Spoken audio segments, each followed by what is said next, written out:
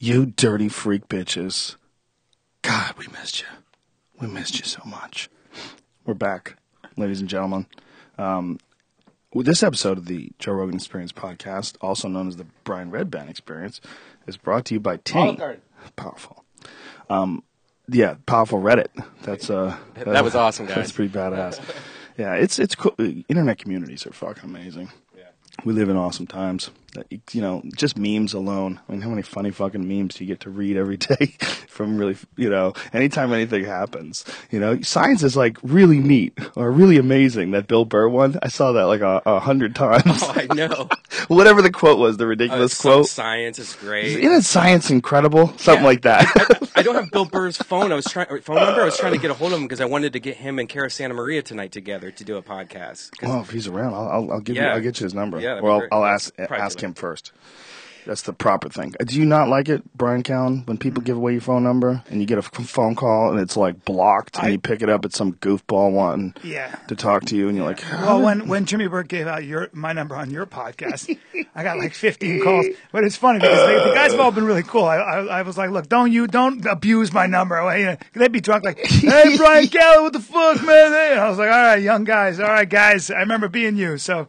Yeah, look, 99.9% of all people are cool. I mean, that sounds crazy, but dude, I give my number out on the road when I want people to come. Sometimes they help me out in a car rental. I'll give my number. I'll go, just call me. I'll hook you up with free tickets. Not once have I had anybody abuse it. Not once. No, most people don't. Yeah. Most people are cool about it, but. I fucked up once and twittered my number. Oh, Jesus. Fuck, I remember that. It's a whole different story. I was trying to tweet to somebody else. I forget. I was trying to send a buddy of mine my new number. Yeah. Who was that? I don't remember who I did it. I fucked up. Instead of hitting the reply to a direct message, somehow or another it was a tweet, a regular tweet. The other day I got a number from Jamaica. And I was like, what is this? I got to answer it. And I swear to God, I'm not exaggerating. I'm sure a lot of listeners have probably gotten this, but I probably had everybody. He goes, yeah, looking for, you've won a prize. Really terrible. I was like, I have? He goes, you won $2.5 million. I just need some tax money from you. I have to pay about 1% of that. Then you can have the money. Can I give you your tracking number now? I was like, yes. And he goes, and he goes, can you read it back to me? I read it back. I go, this is exciting. I go, how much did I win again? It's $2.5 million. Congratulations. How'd you feel? I'm like, I feel amazing. This is incredible. He goes, all you have to do is now we're going to you have to pay the international tax. That's all it is. So I go, so I only have to pay 1% of $2.5 million, which I think is $250,000. I don't know. I'm really nervous. I'm not sure. But that's all I got to do? No, just in fact, I'm going to ask you for $25,000. How does that sound to you? I go, this is incredible. And he goes, all right. And then he gives me a bunch of other information. And I'm like, I'm so excited. I just feel like I don't know. What did I do to get this? He goes, you entered that sweepstakes. The worst con job in the world. Right. And finally I go, let me ask you a question. Why didn't you record this? Stupid. I should have, but I was eating at a P.F. Chang's. I was like, how fucking dumb do you think? And he goes, Bomba Claude! And he just hung up. He just swore and then patois, a bunch of patois English. And just he said mean shit to you? Yeah. Well, he's mad that he couldn't scam you. But I mean, be a little better at scamming than telling me I won a huge prize. What's incredible is that works. Yeah, it does. I mean, it's incredible. I do not remember who was telling us, but someone had a friend that, God damn, I wish I remember who the hell it was. But anyway, he was saying that, was it Ari? Was it Ari that told us this? That he knew a dude that thought, I think it was Ari. Knew a dude that thought he won, some crazy prize like this because he got scammed by these Nigerian guys. And they started getting really cunty. Like, you guys wait till you see what I got coming. Like, and they were like, oh my God. And you were saying all this while you're getting scammed by these Nigerians. Well, like, Nigerians set up fake offices. And a lot of them are lawyers and a lot of them are really educated. And so they'll set up a fake office. They were swindling big Wall Street guys for a while. Oh my God, it's so crazy. For cash. Because the Wall Street guy could greedy and say, you won't have to pay taxes on this. But they'd have these offices. They'd have all set up. It'd be with Nigerian oil. They'd have a company, a subsidiary. And there was a big article. Scotland Yard was all over these guys and the FBI because they wiped out. They really did a good job. They had some young guys who were traders give them $2 million in cash, dude. God, you dummies. Crazy. This one guy mortgaged his house and he killed himself. He God. He realized it was a lie. God. Yeah.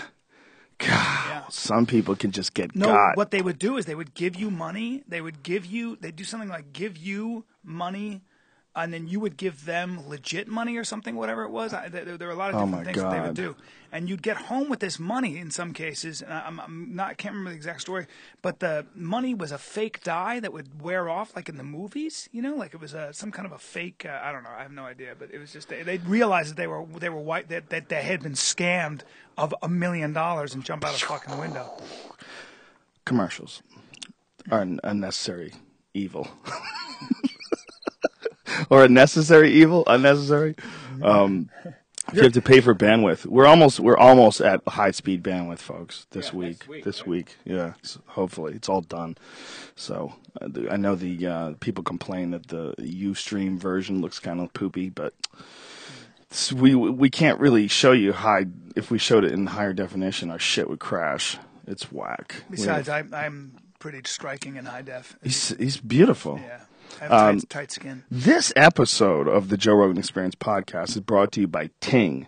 If you've never heard of Ting before, if you've never heard us talk about it, it's an excellent alternative to a lot of the... what is that guy doing? Is he smoking some money? He's smoking some weed, man. What the fuck is that? It's a spoon? Whoa. That's a spoon? And there's Brendan Walsh drunk. Brendan's hammered with his phone. He's in love with his phone. He thinks it's a person. Is he selling... You know what? Brendan right now is texting a guy that's pretending to be a girl. That's what's going on right there. That's why he's in love. He's making hilarious tweets right now. Is what he's Ting has all the high-end Android phones. If you, like we've talked about this before on the podcast, unfortunately, there's no other way to say it, but if you used to, back in the day, if you had a smartphone other than an iPhone, you were a fool. Like, you really were a fool. Like, if you had one of those BlackBerry Storms, I had one of those pieces of shit. It was terrible. Dov Davidoff held on to his till last year. He called me up last year. He goes, about a year ago, he goes, dude, this iPhone's fantastic. Oh, is it? Oh, really? Hey, you heard of this new thing called cars, you fucking idiot? Or are you still riding the horse? For the longest time, if you had anything else, it was poop. But now, not so much. The Samsungs actually are, for the first time ever, they're outselling the iPhones. Wow. The options of the larger screens, the Samsung Galaxy S3, like look at the difference the size of the Bryan's screen with the cat on it. I mean, the other cat. The fucking cats.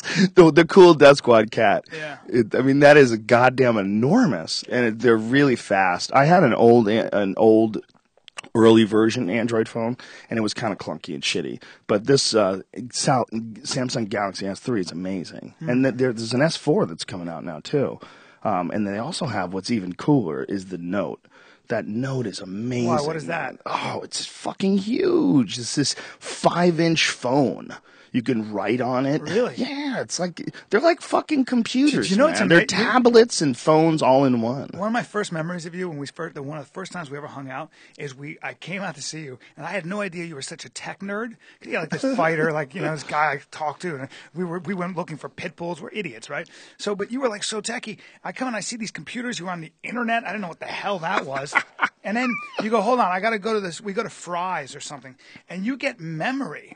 And you pop open your computer and you put memory chips into your computer like you did it yourself. And I remember being like, this dude's a genius! I made that computer. I didn't even own a computer when you did that back then. That was like in the 50s. For a while, I would make my own computers. I was proud of that. Yeah. Yeah, he was back in before anybody. He had huge computer screens. Like you had a whole room. Well, room. I would buy monitors and then hook them up as computer screens. Do you remember the first time before I knew you could get shit on the internet?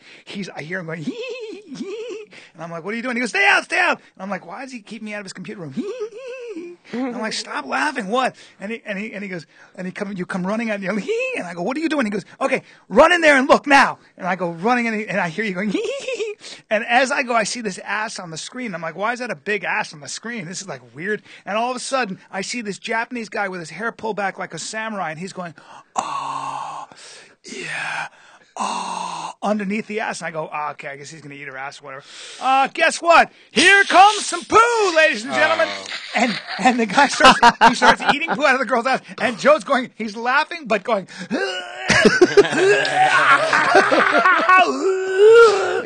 And you made him wait so it would download. I Probably. couldn't. That's That's what it was. Well, actually, I had a T1 installed in my house back right. then. I remember that. Oh my god, it was so Yeah, I was such a retard. I had a T1 line installed in my house. I used to ask you to go to Pitbull websites just so I could look at dogs. That must have been I just had to This throw is away such a a lot of long my time old ago. computers, and it was Oh, so yeah? sad because like you'd Oh, go yeah. through and look at all the video cards and look how cool they looked back then, and they're just shit now. You know, your iPhone's a million times faster than that video card. It's really incredible, isn't it? If you think about like back in the Quake 2 days, like Quake 2, I used to have what was called 2 video cards in SLI formation.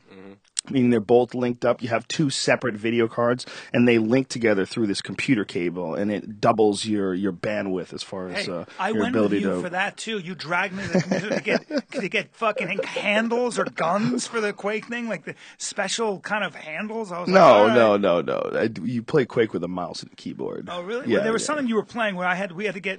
Oh, there was a while. Yeah, you know what? I had a controller called Yeah. something 3D, and it had a trackball Right. and a gun on it as well. It was really cool. I came with him. He's like, I got to get this. So Yeah, I'm like, but the oh. trackball was just not quite as accurate. There were some guys that were like really good with that controller, but the thing was about that controller, it was very controversial because if you learned how to use that controller, then you wouldn't be good at the mouse and the keyboard, which was like widely accepted by almost everybody to be the most accurate way. Right. Like some guys got really good at using the controller, but they were still fucking themselves by not just going with a mouse and a keyboard.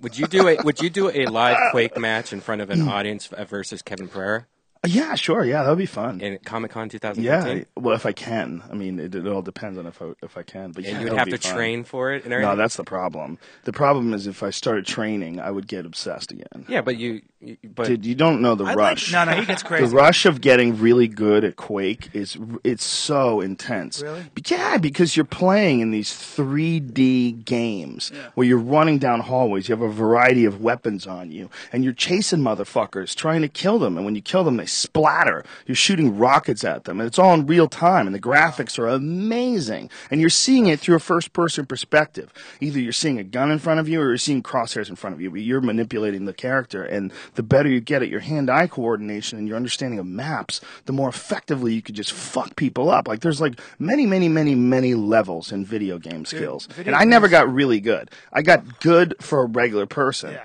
But I never got like really good. But I played some really good guys and just got slaughtered. When I was doing my not Hangover, Ride Along, that movie I shot in Atlanta with Ice Cube and Right. Kevin Hart. I would go into Kevin Hart's trailer all the time because we would just hang out and he's hilarious.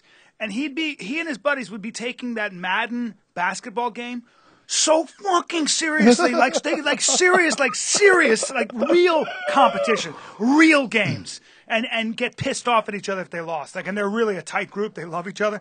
But it was war. That fucking game was war. I come in, hey, Kev, you be playing. I wouldn't even, he could, they're addictive, man. Yeah, it's super For addictive. adults. I don't fuck around with them anymore. I still play pool. I don't fuck around with video games anymore. But I am still addicted to technology, which is why, like I said, we're really into Ting. What Ting provides is not just the greatest Android phones available, but they also provide contract-free cell phone service on a major network. It's on the Sprint backbone, so it's not like you're not on a mom and pop network. You're on a huge network.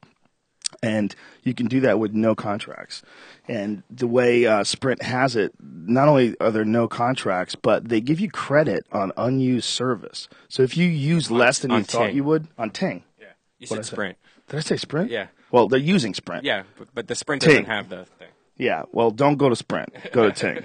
Jesus Christ. For God's Who sake. lets us get high and do commercials? Huh? I want to know. I Ting don't know does. whose idea I that was was. just laughing because they're so meandering and so long. But they're awesome. Yeah. But Ting, anyway, go to rogan.ting.com and you can save yourself $25 off of either one of their phones or one of their or their service. And what I was saying was that Ting gives you credit on unused service. So if you use less than you thought you would, Ting actually drops you down and credits you the difference on your next bill. I mean, that shit's unheard of. Companies never give you their money back. But it's the ethical way to do it. Yeah. And what they realize is you can still make money and provide people a great service And, you don't have to fuck people over. You don't have to rip them off. And you can do things in a generous way. And that's how Ting operates. And I love that. I think it's a great ethic. And when you see a company that has, that's how they're operating their business, it makes you feel good about being connected to them. It makes you feel good about what message they're projecting. Well, I was thinking about that, like the ethical. I just got sponsored too by Ting. The Bryan Callen Show. Powerful Bryan Callen Show. The Bryan Callen got some good guests. Not to mention the 10-minute podcast, but the Ting. When they came to me, I said to myself, I knew they were a good company through you, so I was like, that's great. But then I thought, if you get sponsored by somebody wants to offer you a lot of money, say your podcast becomes huge, and somebody.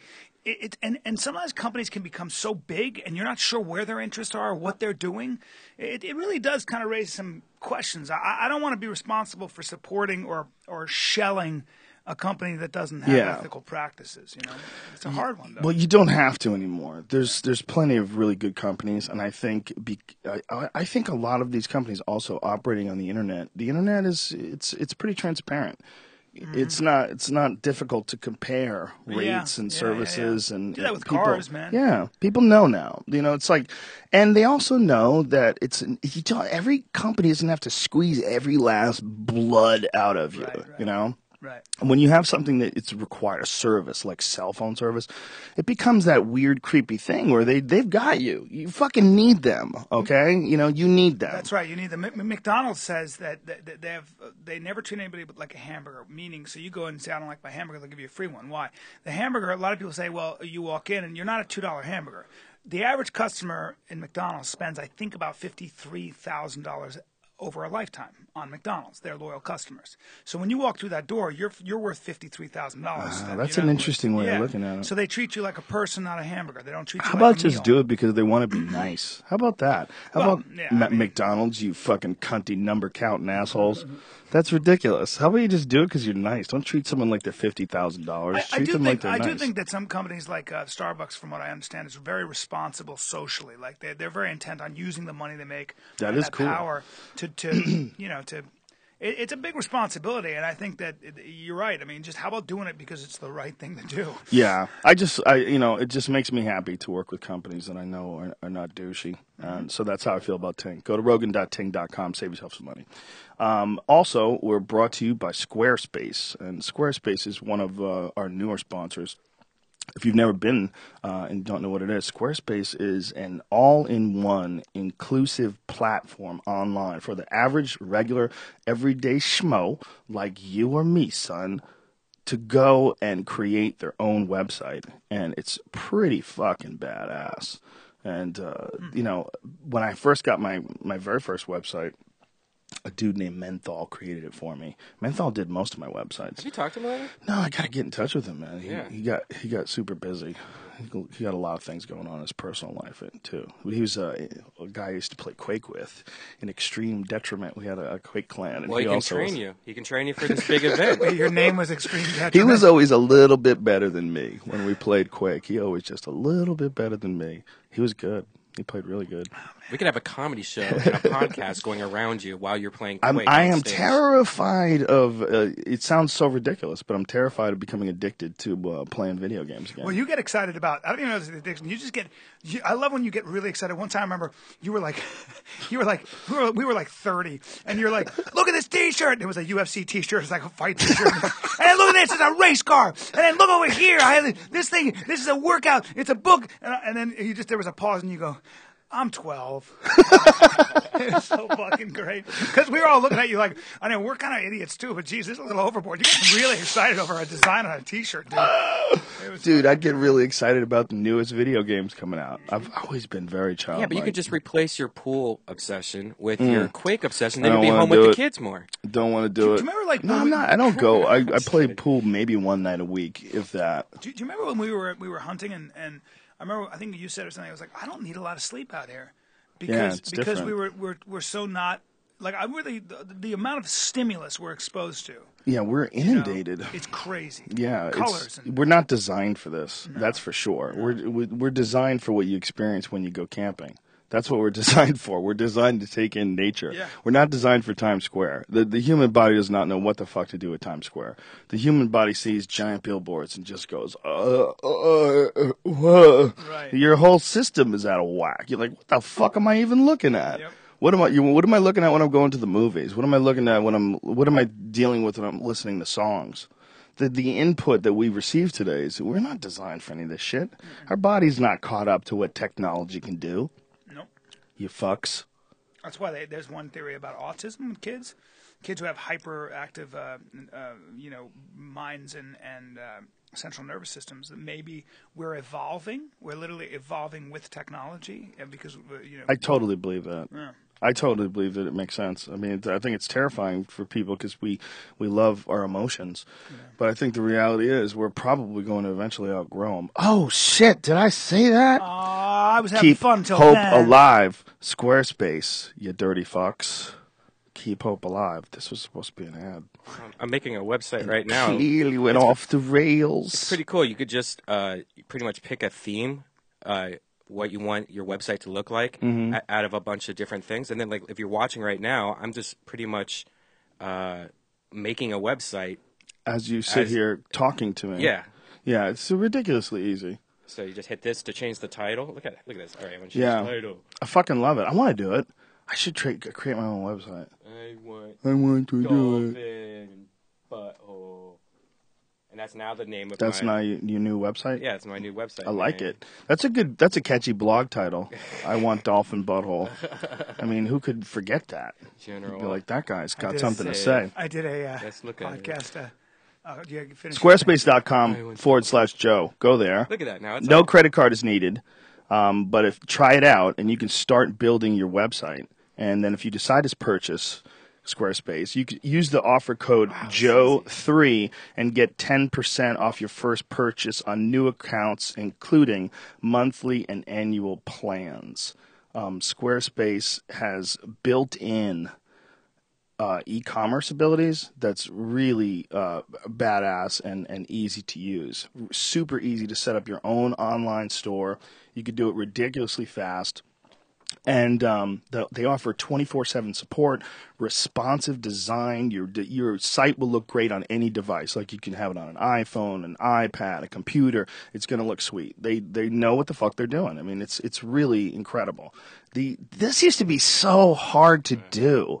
My God, making a website at one point in time was just completely outside of the realm of my even thinking. Brian just made a website, okay? Look, I want Dolphin Butthole. There it is, okay? He just did that. He made a fucking website. I mean, in the time we're doing this conversation, he made a website. That shit's ridiculous. And look, I could make a store right now. I can just manage products, and now I'm selling Dolphin Butthole Lube. I forgot to tweet that I'm doing the Joe. He's selling bikes and skis and shit. He just started selling skis from his store. I mean, this is madness. This is like World War Z, but with technology. It's not zombies, but it's websites. They're just fucking every 12 seconds you got a new one. Anyway. Go to squarespace.com. Excuse me. That's squarespace.com/Joe. And use the offer code Joe and the number 3. And you can get 10%. Wait, is it number 4 now because it's April? Oh, it's April, right? Yeah, you should probably use 4. I hope so. Use 4. Jesus Christ. But use it. It's a cool company. And a cool product. And it really works. You know, it's if you're looking to make your own website, I say go for it, bitch. Go for it. Holla! I think it's interesting that you're advertising things. I just wanted to say to your fans, if you guys like to laugh, I don't know if any of you out there like to laugh. What? Are you doing a show anywhere, Bryan Callen? What? Oh, a comedy show? That's a weird question. I am, in fact, this Friday, Saturday, and Sunday at Laugh Out Loud in San Antonio, Texas. Laugh Out Loud. LOLSanAntonio.com for tickets, you bastards. San Antonio. Yeah. That's a gangster town. Go to Bryan Callen's website, if you're listening to this later, has all his tour dates, podcasts, photos, and videos on it. And it's just BryanCallen.com. And listen to the 10-minute podcast on the Bryan Callen Show. We got a good one. 10-minute podcast. I confess to killing a dolphin, and the boys have to talk me off the ledge. Oh, sweetie. That's not true. No, don't even say that. I would never do that. But on the Bryan Callen Show, I did interview a really interesting guy, and it's up now, Vincent LaBarbera, who is a defense lawyer who defends. Let's talk big-time about it. Let's people. get through this commercial. Okay, We'll talk go about ahead. it. Yeah, I would love to. Because this is going to be missing from the Sirius satellite broadcast. He's a badass. I'll tell you about it. Onnit.com is our last sponsor. We're out of chimp kettlebells. Sorry, bitches. No, I want one. Listen, I told you, motherfuckers. Okay, it's hard to make these things. Hard to keep these bitches in stock. They went flying out because they're so cool looking. Oh, stop! Oh, and by the way, you know why I'm a good friend? Because I don't call you up and say, I saw that, and I don't call you up, hey, dude, get me some chimp kettlebells. I'll get you some. No, I'm buying them. I'm No, I'll like get you everybody some. else. I'll get you some. No, I'm getting one to Donald's Cowboy Cerrone too. I want it. My man right there. Look, it needs to be given away to some people. That shit is just too cool not to have. It looks like a chimp biting off your dick. That is the chimp biting off your dick face. And you know what you should do for motivation? For motivation in your workouts, you know, you could hold the kettlebells like that, looking at the chimp, and then drop it down to your dick, and then push away. Drop it down to your dick, and then push away. Motivation. It could be the new kettlebell routine, like the chimp bite your dick kip ups or something. I just read a book called Our Inner Ape, and he talks about how we're a bipolar ape, and he compares us to chimps and gorillas. But one of the things is they had a circus thing where they had a chimp that they muzzled, and they took strongmen and tried to control that chimp, tried to like wrestle with it. None of them. No, you can't wrestle with a fucking chimp. They're so strong. It's also got its feet. It's got 4 hands. Yeah. Good luck. 4 hands. Yeah, and the amount of strength. Well, that they 5 have times the is- pulling We power don't of even a- understand it. yeah. It's just we think, well, they're about our size, so you're dealing with something completely different. It's just completely different. But if you want to get chimp strong, go get yourself some other shit that we have. We have regular kettlebells still, Like the Joey in Diaz all 100. size. that was a great April Fool's. Fucking hilarious. 100-pound Joey Diaz fucking kettlebell. That's so ridiculous. I love it. I want it. We have club bells. We started selling those now, and chin-up bars, and all kinds of different fitness shit. And of course, a lot of great fitness supplements, including Hemp Force, the delicious and nutritious hemp protein supplement that has raw maca and raw cocoa and maca, and it's sweetened with stevia, so there's very little sugar. There's only 1 gram of sugar in a full serving. It's fucking delicious. Super good for you. And we have to get it from Canada because our cunty twat bag government says it's illegal to grow the non-psychoactive version of the marijuana. You can't grow it, so these silly bitches. So we have to buy it from Canada. But it's super good for you. Really easy to digest. I love it in the morning. If I don't have the time to put together a kale shake and I'm just fucking running out the door, I take one of those C2O coconut waters, I throw in some Hemp Force, boom. It's not like a lot of food, but it fills me up. It's nutritious. It's also It's easy to digest. delicious. Yeah, it's super easy to digest. You're getting some nutrition, like good nutrition in a small form. And it's great after workouts too. Anyway, Onnit.com, ONNIT. If you use the code name Rogan, you will save 10% off any and all supplements. All right, we got through it. Bryan Callen's here. We're already getting busy, but let's play some music first. Oh, right now? Oh yeah, go. Joe Rogan Podcast, check it out. The Joe Rogan Experience. Joe Rogan, he is your friend. Joe Rogan, he's the man. Joe Rogan, he's got the best damn podcast in the world. He's Joe Rogan. Joe Rogan, he is your friend. Joe Rogan, he is the man. Joe Rogan, he's got the best damn podcast in the world. My voice is so creepy. He's Joe Rogan. A barrel of snakes for a bag. A barrel of snakes for a bag. A barrel of snakes for a bag. A barrel of snakes for a bag. A barrel of snakes for a bag. A barrel of snakes for a bag. Who made this? His name is Breakable Beats, and you can find him on SoundCloud. Dude, you're awesome. Breakable Beats, and it really starts off funny because it talks about. Expressive eyes. Very expressive eyes. Very expressive eyes. Very expressive eyes. Very expressive eyes. And then it goes right into the. Very expressive eyes. Here's the breakdown beat. Eyes. My voice is so terrible. Joe Rogan, he is your friend. That's hilarious, dude. That's hilarious. Yeah, that is one of the most surprising things about podcasting is the amount of cool shit that people do on their own. You know, people create funny YouTube compilations. Dude, these guys in San Antonio, and I can't remember their name. I'm going to try to find them and give them a shout out. But I tweet that I'm going to be in San Antonio, and these guys create a whole video devoted to Bryan Callen and no cunts allowed. No cunts, please. No cunts allowed. And I was dying. They made a 3-minute, like really well done, put together video. So like a commercial for you. Yeah, they made a commercial for me and on Twitter, and it's I'm trying to find them because they were so awesome.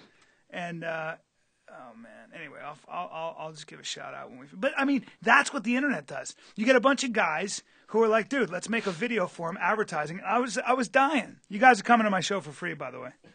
Just come up to me and tell me that you did it. Now everybody will be like, hey. Yeah, you're gonna say you need proof, man. Yeah. You need to do another one. I know the guys, so I know what they look like. It's a great thing, man. It's the great democratizing force. And I have a beautiful voice. I didn't realize that. So. Well, I think they put some of that fucking Jay-Z shit in your voice. What is that stuff? I don't know what you're talking about. That electronic thing. No. What is that music thing? What's it called? Auto-tune. Yeah, auto-tune. They auto-tune the fuck out of you, son. No, they didn't. Joe Rogan is the man. It's not Jay-Z. Why did I say Jay-Z? Who uses that auto-tune shit? T-Pain, yeah. T-Pain. I think I sound like Josh Groban. I don't even know what that guy sounds like. I win. Yeah, I win. Yes, you do. I win. I don't. I'm trying to find I would not be able to pick it out of a lineup, and you know, if you played it for me and it wasn't him, you would get me. Yeah, you could sell me a fucking album with Johnny Two Tone from down the block singing. If you could be one rock and roll frontman of all time, who would it be? Oh Jesus, I don't know. It's a tough one, isn't it? It's tough to fuck with David Lee Roth. It's tough to fuck with Diamond Dave. Yeah. About like when it comes to frontmen. Yeah. Dude, there was some years in the 1980s, like 84, 85, through the Jump era. Yeah. They dominated. They dominated. His voice was incredible. Yeah. I mean, it's no wonder they broke up. They were hitting it so hard. Of course they all lost their mind. Well, I spent time with Diamond Dave. Oh yeah. And he had some real conversations, like 2 hour long. And because he used to rent Dove Davidoff's the apartment above Dove Davidoff's. He had a building, Dove had, and he used to rent from Dove Davidoff above him. And he basically would practice karate. He had his helicopter's license. He was an EMT, a real paramedic, and saved lives. He'd pull somebody out of a car, and they'd be like, "You're David Lee Roth, what the fuck?" And he was like, "Ah!" But he told us these great stories, and he's very, very Spartan. Like he has a bowl and a spoon, and sometimes he'd sleep on the roof outside in a tent. He's just a real, he's a very unusual dude. Yeah, he's not into money or anything. He's living in a really small apartment in Tokyo now. There it is. He came on the podcast and talked to us about he's been living in Tokyo for 10 months. Really? Yeah, this is what a trip this guy is. He was, they were going to do some shows in Tokyo. And I go, how many, for how long? He's like, we're going to do about 2 weeks in Tokyo. I'm like, oh, okay. He went for 10 months. Wow. For 10 months. Yeah. He said that Eddie got sick. And so when they had to postpone it, it took a long time for them to be able to reschedule because it's a big tour. Sure. So when Eddie got sick and then they rescheduled, he said, well, hey, I'll just go over there and see what it's like. Yeah. So he fucking moves to Tokyo. He used to kayak around Manhattan. Did he really? Yeah, what are you going to do today? I'm going to kayak around Manhattan. Kayak around Manhattan, the island of Manhattan. Kayak in the Hudson River. He does what he wants when, how. You know? What were you going to say, though? He's taking sword classes. Oh, yeah. That's what he's doing. He's taking sword fighting classes and learning Japanese. So he came over here. He's speaking Japanese and telling us about his fucking sword fight. He's 58. Well, he refers to karate as karate. Karate. That's my favorite. Well, I studied karate for many years. In fact, I've studied so long, I feel as though I am karate. Well, he has a legit martial arts background. There's no doubt about it. Like he definitely I remember he would throw kicks like when he would do his shows. I'm like, that guy can move his fucking body. Flexible, man. can do the splits. Yeah, he would throw these like crazy high kicks, and you're like, "Holy shit!" Like you can't like the way he was throwing kicks was like a guy who's trained martial arts and a lot. seriously. Yeah. A lot and trained very hard. He's in really good shape. Yeah, he's in great shape, man. It's interesting to meet a guy like that. That's like this 58-year-old sort of guy who just still does whatever the fuck he wants. I think I'll go to Japan.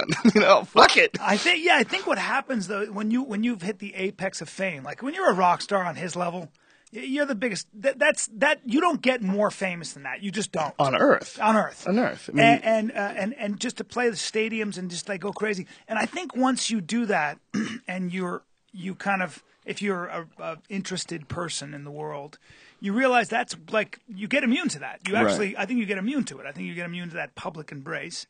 And then you've got to find some way else to keep yourself inspired and excited and interested, and that sounds like what he does, man. That's why he's got such varied interests, man. He's such an interesting dude. I've got him on my phone right now. I've got their greatest hits. I was just listening to them, like Diver Down. Those. Yeah, dude. Some of those songs, Running with the Devil. Oh, God damn, those were good songs. they were unbelievable. But they were so big that it's no wonder that they broke up. It's like, who the fuck knows how to manage that? Like, I was having a conversation with someone about Justin Bieber, where they're like, did you hear what he did? He did this the other day, and that happened the other day. I'm like, do you know how fucking crazy I would be if I was Justin Bieber? That kid's holding it together remarkably well. When I was 18 or 19 years old, if I had $100 million on a fucking Ferrari, right now, bro. Right now. Who are you talking to? Right now, I'd be a mess. Yeah, I mean, that kid's fine. He's fine. So he spit on somebody. Who knows what happened, really? Who the fuck knows? When you're constantly surrounded by people, he's a nice guy. He was at the Laugh Factory. Yeah. He was in the crowd on a Tuesday night, and Dom Herrera gets on stage, and Justin's up there, and he goes, Justin, it must have been really hard for you, before you made it, that one tough year when you were like 14. It was fucking great. Dom Herrera is awesome. Dom Herrera comes up with one-liners like just off the top of his head. He's an animal. Oh, man. He's so fucking legit. Oh, fucking Dom. He's been doing stand-up for like 100 years at Yeah. a high level. I always love to remind Dom that I paid to see him before I ever did comedy myself. So did I. Yeah. I remember his jokes. I did his jokes to him. Yeah, I paid to see him at Nick's Comedy Stop. I actually went 2 nights in a row because he missed his flight or something like that on the first night. And so that was how I found out about Dennis Leary. That Dennis Leary went up that night, and I was like, who is this guy? Where the fuck is Dom Herrera? Like, I paid to see Dom Herrera. Well, something happened. There was like a missed flight or something along those lines. So then I was like, God, this guy, who's this guy? Yeah. I was like so bummed out. But he fucking destroyed. Oh, yeah. He destroyed. Back then, no cure for cancer. Dude, I mean, this is before I knew anything about the plagiarism or anything about the bad things you hear about Leary. All I knew then, I didn't even know who he was, but he went on and fucking crushed. Amazing. He was like my favorite comedian for like 6 months. It's incredible when you see somebody who's that good at something. When Yeah. you see stand-up for the first time, and you have like maybe designs on. Like I just did this interview just now today for the San Antonio thing, and I literally said to the guy, I said, I still can't believe I can do stand-up. I can't believe I'm lucky enough. I'm truly lucky enough to go around the country and make people laugh. I can't believe I have that capacity. Like the great surprise of my life was waking up one day and realizing, I think maybe I can do this if I really practice. You know what I mean? It's like when did you come to that? I always thought you always knew you could do it. No, man, no. I was a silly goose always, as you know. But I remember Patty Jenkins, my old girlfriend, the director, said, Bryan, I made a speech or something at a wedding or something, and I was funny, and she said, I got 3 words for you, dude. Stand-up comedy. You're not going to walk into a room as this guy, and they're like, whoa, that guy's really unique. He's 5'11" and 165 pounds with brown eyes and brown hair. You're not going to go in there looking like so. He said, but you're funny, and she got me to start doing it, and I was like, I can't do this, but I went home and wrote a monologue on what it's like to be reborn a penguin, a legless, flightless bird in the middle of the South Pole. And I was like, that's kind of a funny idea, concept, but I don't know. And I wrote it, and then I came up to my friends that night, and I said, hey, I heard this comic doing these jokes, and I pretended it was somebody else, and they laughed. And that's slowly how I built a set. That's funny, man. That's a good way of doing it, and that's so like your personality to do that. Yes. You're not really a self-congratulatory guy. I'm terrible So at that's what you would do. You would congratulate someone else, make a pretend character. I did. Oh, my friend is so funny. He says My friend these was things. so funny, and I do it, and they would laugh so hard, and I was like, I think I'm onto something. That's man. a very clever way to begin stand-up comedy. Sure. Like to practice on people. Of course. I would do that all the time. I go, do you hear this comic? That guy with I don't know what he looks like, he had red hair, and I would do the joke. This was all before I met you. Yes. Yeah. When I met you, you were doing comedy a little bit. But you had gotten into the door, and I don't blame anybody for this, but there's an attitude that exists, or at least it used to, when you got a series or got some sort of a sitcom, where you could stop doing your stand up. You know, I actually had a good friend and a guy I respect very much say that to me. You know, who's a producer. And I was like, what are you talking about? Like, I'm just doing this for money. Like, are you crazy? That's right. Stand-up is the greatest thing in the world. You don't know because you've never done it. And, you know, and even if you do it and you suck at it, if there's a possibility that you can get good enough to be good at it, stick with that shit. Stick with that shit. Stick with that shit. It's so much fun. It's way better than acting. It's also a constant challenge. Like if you're a rock star, you can sing the same song for 30 years. The Stones can still sing "Start Me Up" and everybody cheers. Yes. You fucking stand up. You got to reinvent yourself. When they come to see you, they want to see a new bag of tricks, bro. Oh yeah. They're not there to like see you do your greatest hits. Yeah, I put out my special whenever it was a couple months ago. I'm not doing a single bit from that. That's it. It's all done. That shit's dead and buried. That's what all my stuff is new. It's fun to do though, man, because I've been inspired by quite a few guys that do that on a regular basis. Bill Burr does that on a regular basis. Mm-hmm. Louis C.K. does that on a regular basis, and I think he got a lot of people thinking that way. Like just throw your shit out and come up with. And it's totally right, because what you really want to see is a lot of different material from comedians. It also keeps you in a really active state of mind. Like I've really learned how to write anywhere, no matter what, and I'm always thinking of new stuff. So. Yeah, it's like we decide like how hard we can push ourselves. Like, oh God, a new hour a year, I couldn't do it. Yeah, you probably could. Yeah. You probably could, dude. Just fucking go to work. I'm doing it. And then when you do it, like when you are coming up with new stuff, it's so exciting. Yeah. It's like the shows have a different energy to them because you're like still laughing at the shit too. It's like it's still hitting you. Like, and I don't know how you are when you're creating material, but when I'm creating material, I don't even know where the fuck it's coming from. I never feel like it's mine. No. I never do. Well, that's that beautiful notion that you're a channel for something that already exists, you know? Well, I think it's because the only way to truly use your creativity correctly is to take your sense of you out of the equation. So it's not really that you're tapping into a muse per se, as to take you out of the equation allows all the creativity to sort of appear and unfold. It's you, this idea of you. Ego is such an overwhelmingly constricting mindset. It's, and let me piggyback on that before you go on, because I love this. I love what you're saying.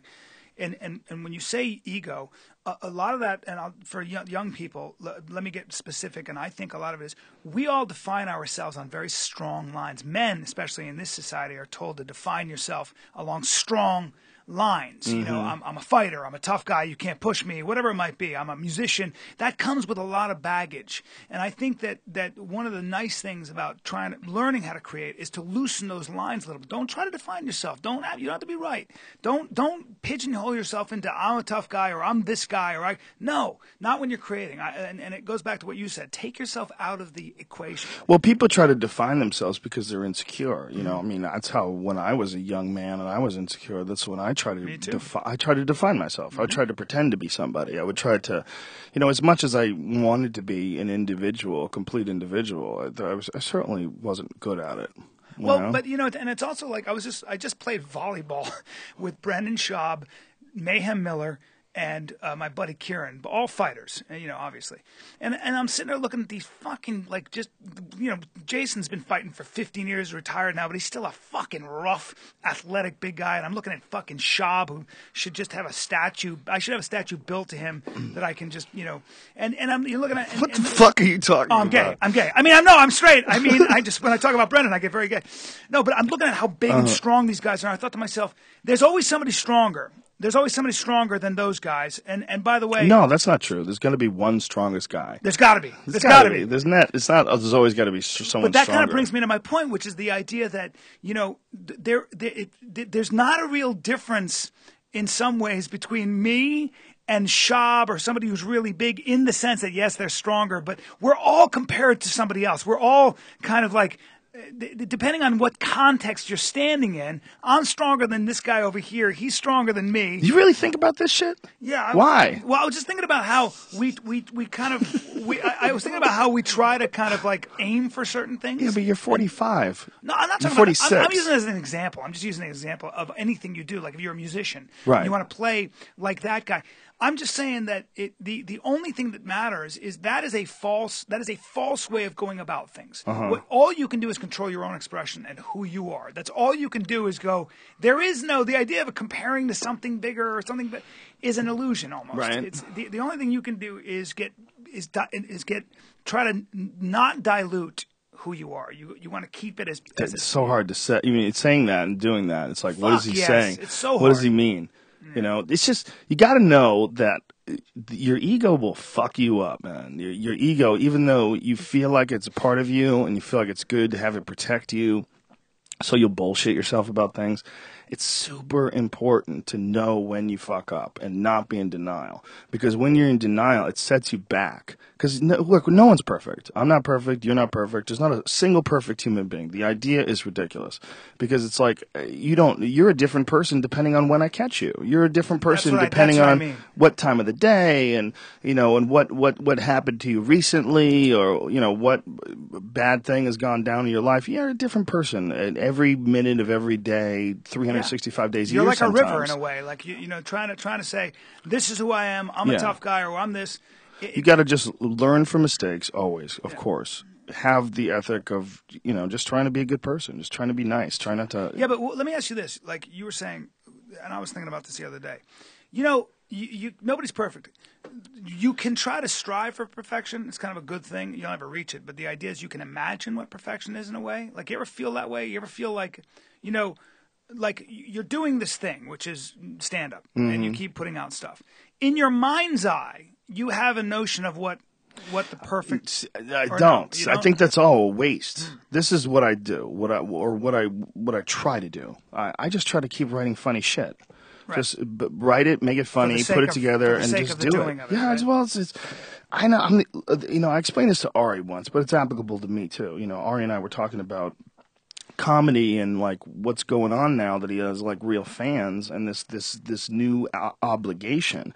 And I said, you know, if I go, I'm an Ari Shaffir fan. I go, I think you're really hilarious. So if I was, you know, take me out of the context of being a professional stand-up comedian, if I was a guy just doing Yeah, something else, you'd be laughing. and I found out about Ari, I'd be like, oh, this guy's funny. I would want to buy his CD. I would want to buy his DVD. I would become an Ari Shaffir fan. Right. I go, but once that happens, you're the only guy who can give me Ari Shaffir. You're the only guy who can Right. produce that material. Like, you have this weird obligation.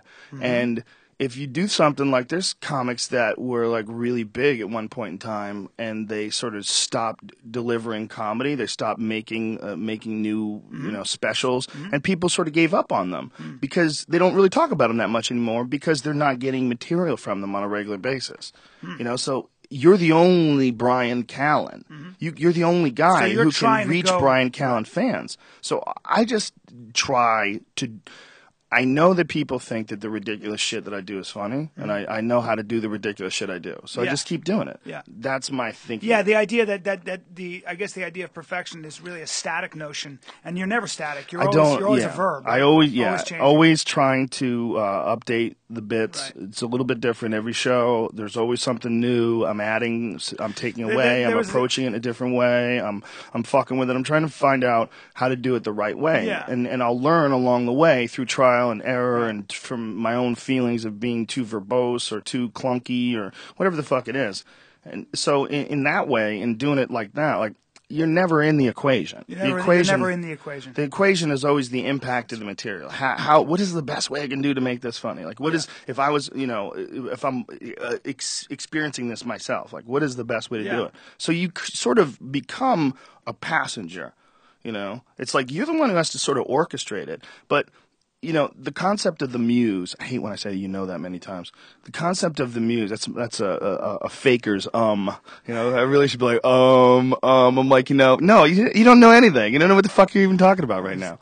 But I feel like it's the more you can take yourself out of it, the more you can say, I just want to be the best I can be. I want to be perfect. I want to be all that I shit is like, that guy's not doing any comedy. That's right. That one who needs all that, that's an annoying, that ego thing. That's a creepy part of you that you don't want to feed. You want that to shrivel up. You want that to shrivel up.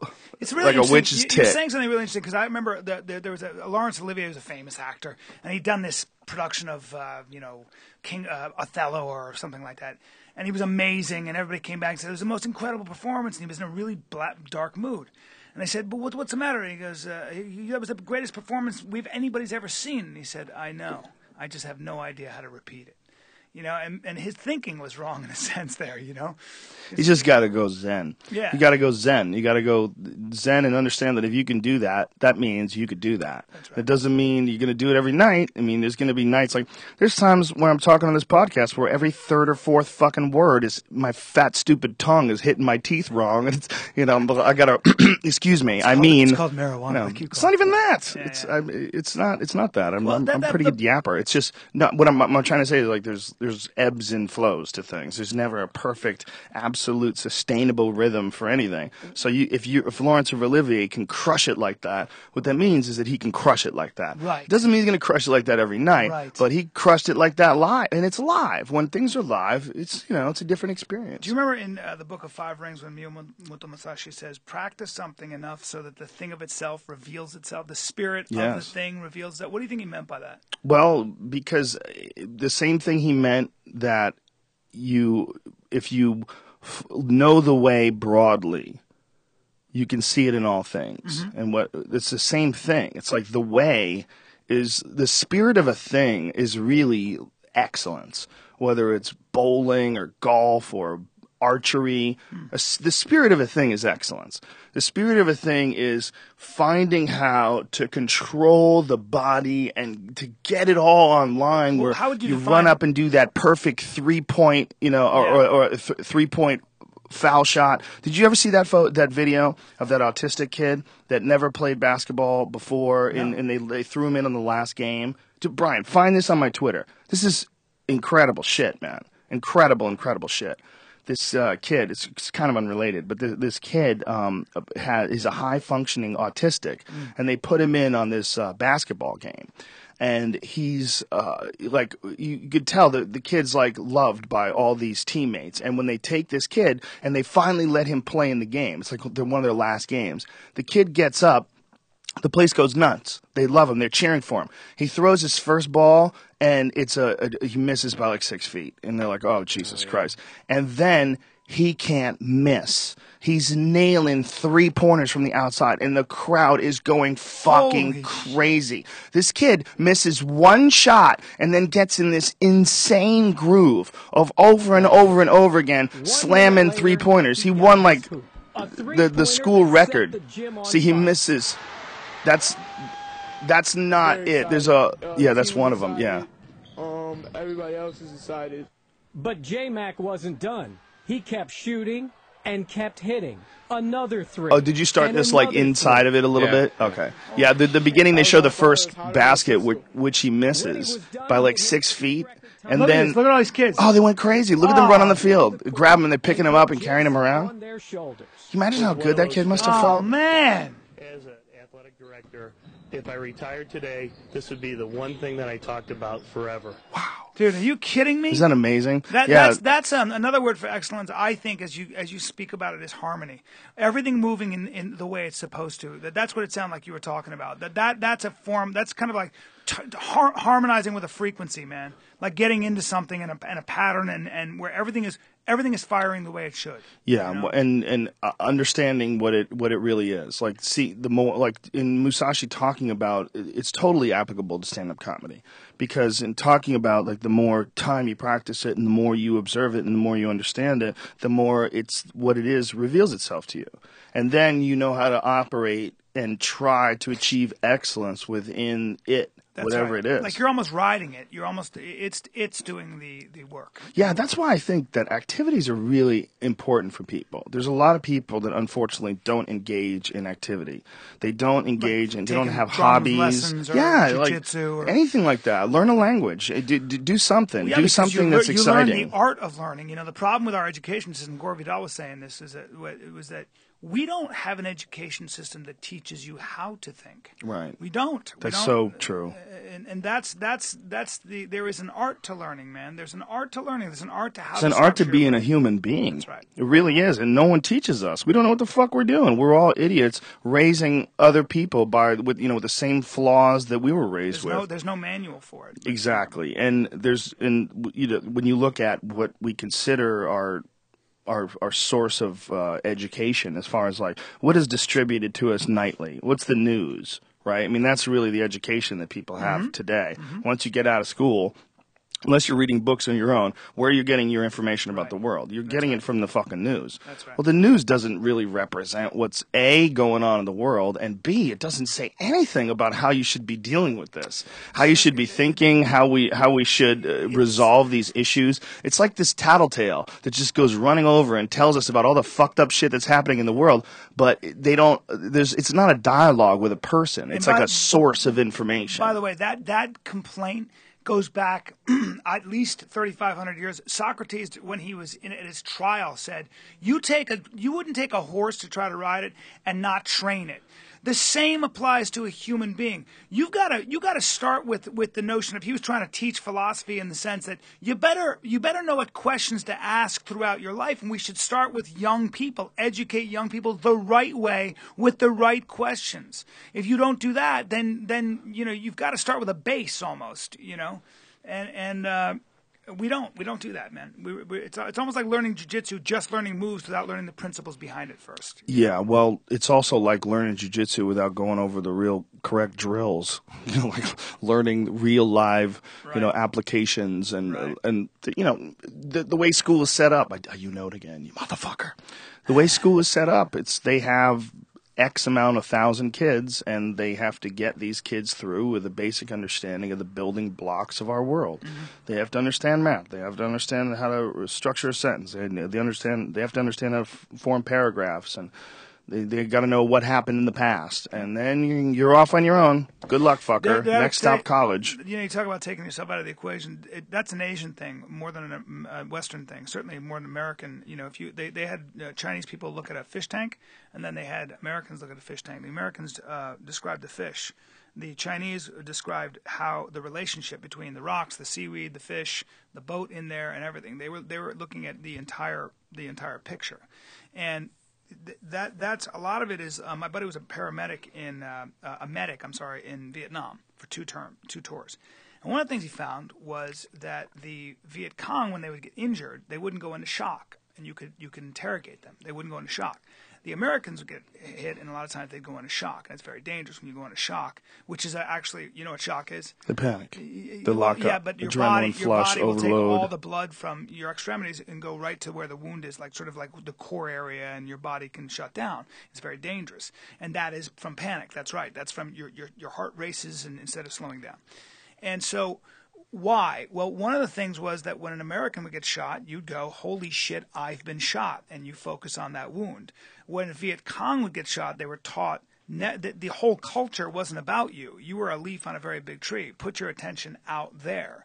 And that was kind of one of the things he took back from Vietnam, because somebody said to him, you've been teaching this acting class from 7 to 12 for 5 years. I've never seen you yawn once, not once.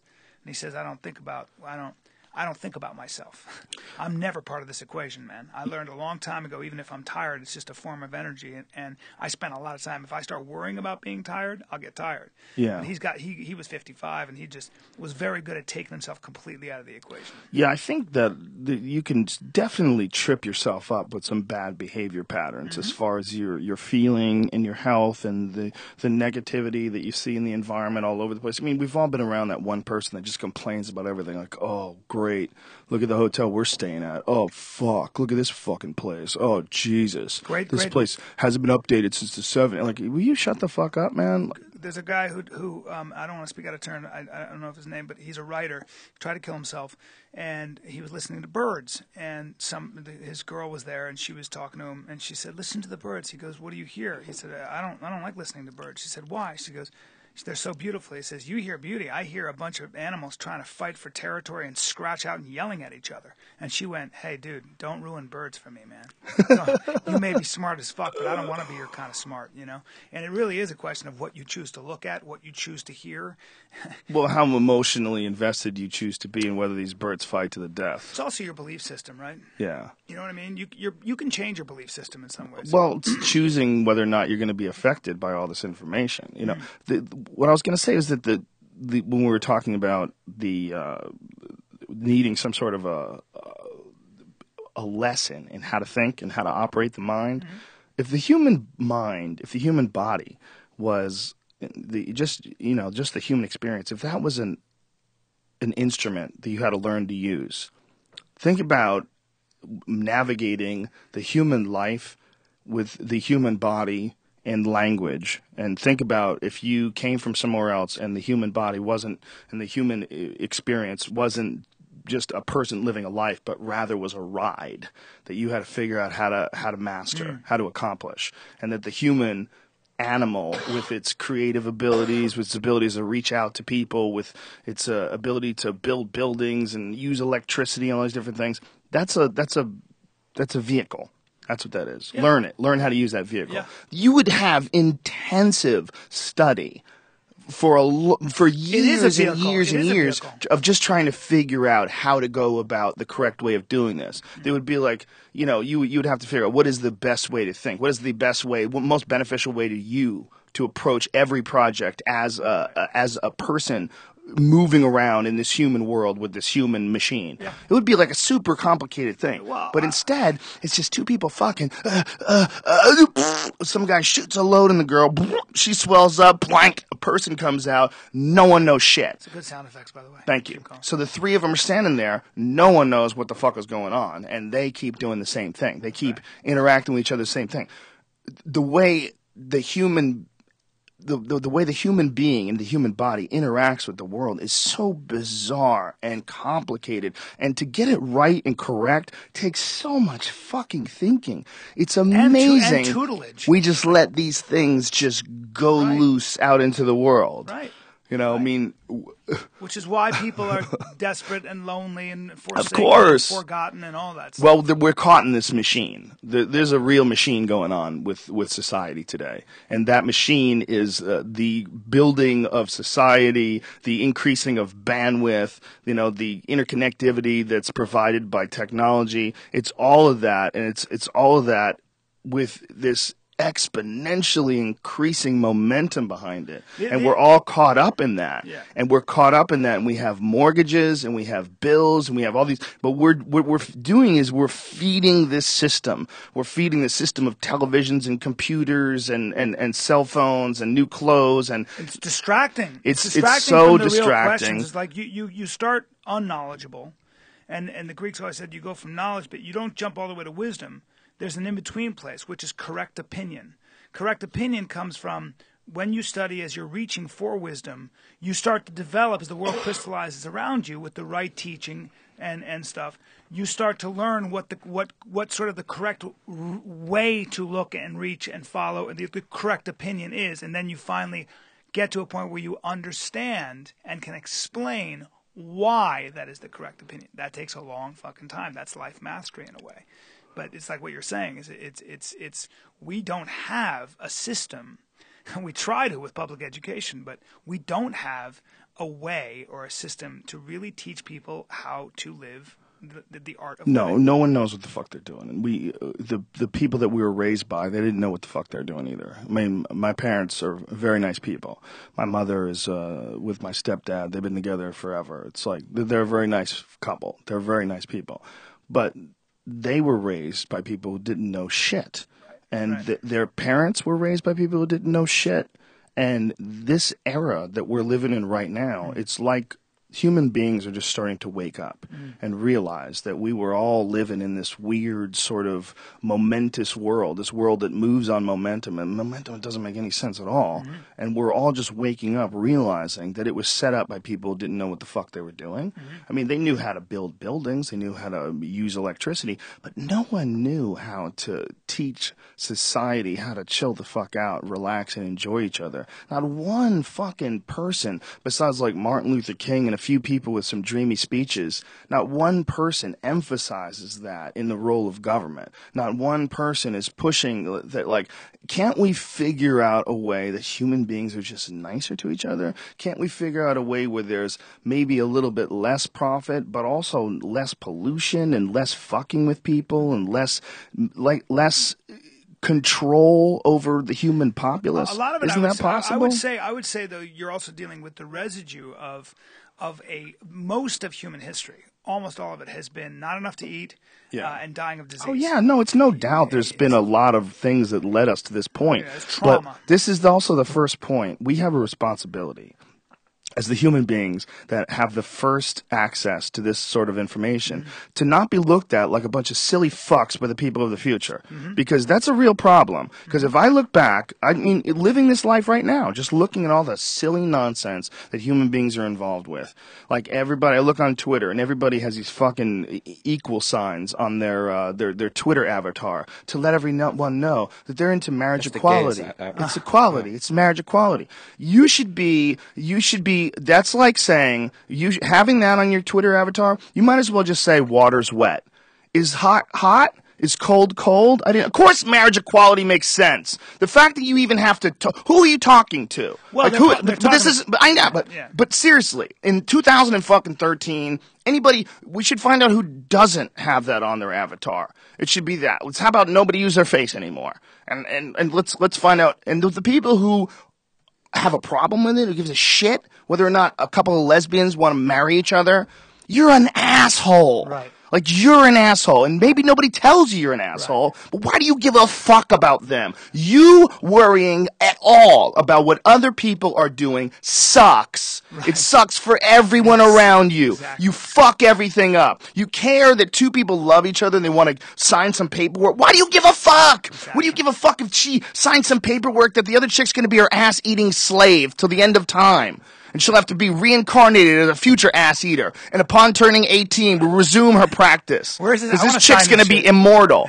Write that on paper. Right. What fucking difference does it make? Right. Why do you care? If you care, you're an asshole. Right. You're just an asshole. I never understood it. I never understood that. It's fucking dumb. It's the desire to control the people and to impose your mythology or your belief system on someone else. It's some really uncreative fucks, too, who are not thinking about how ridiculous you're going to look in the future. Right. When they're looking back on the past, the way they looked at those idiots that thought that leeches were the best way to cure your broken leg, those fucking people, we laugh at them today. And don't tell me about scientific applications of leeches, you fucks, because there's none. I can just there's see you none. I can just see you getting a bunch of those. People are like, there are medical applications for leeches. Like, people sent me that because I was making fun of leeches. Aren't they using them for gangrene? Yeah, you can use them for stuff, but guess what? Medicine works better they're using for almost everything. They're using maggots for maggots. gangrene. Yeah, maggots are But they do legit. use leeches for something, too, like to coagulate blood or some shit. Well, maggots will eat all the necrofied tissue, right? Won't they? They'll clean up. All the dead, and they stop infections. Yeah, it's really kind of crazy. It's good for you. That maggots eating your flesh is good for you. They put a cast on you. They throw a bunch of maggots down there.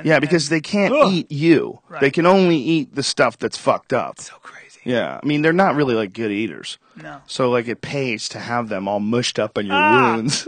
And they actually, apparently, they're good eating if you need to. Well, they're a high source of protein, right? Yeah, you can keep that shit.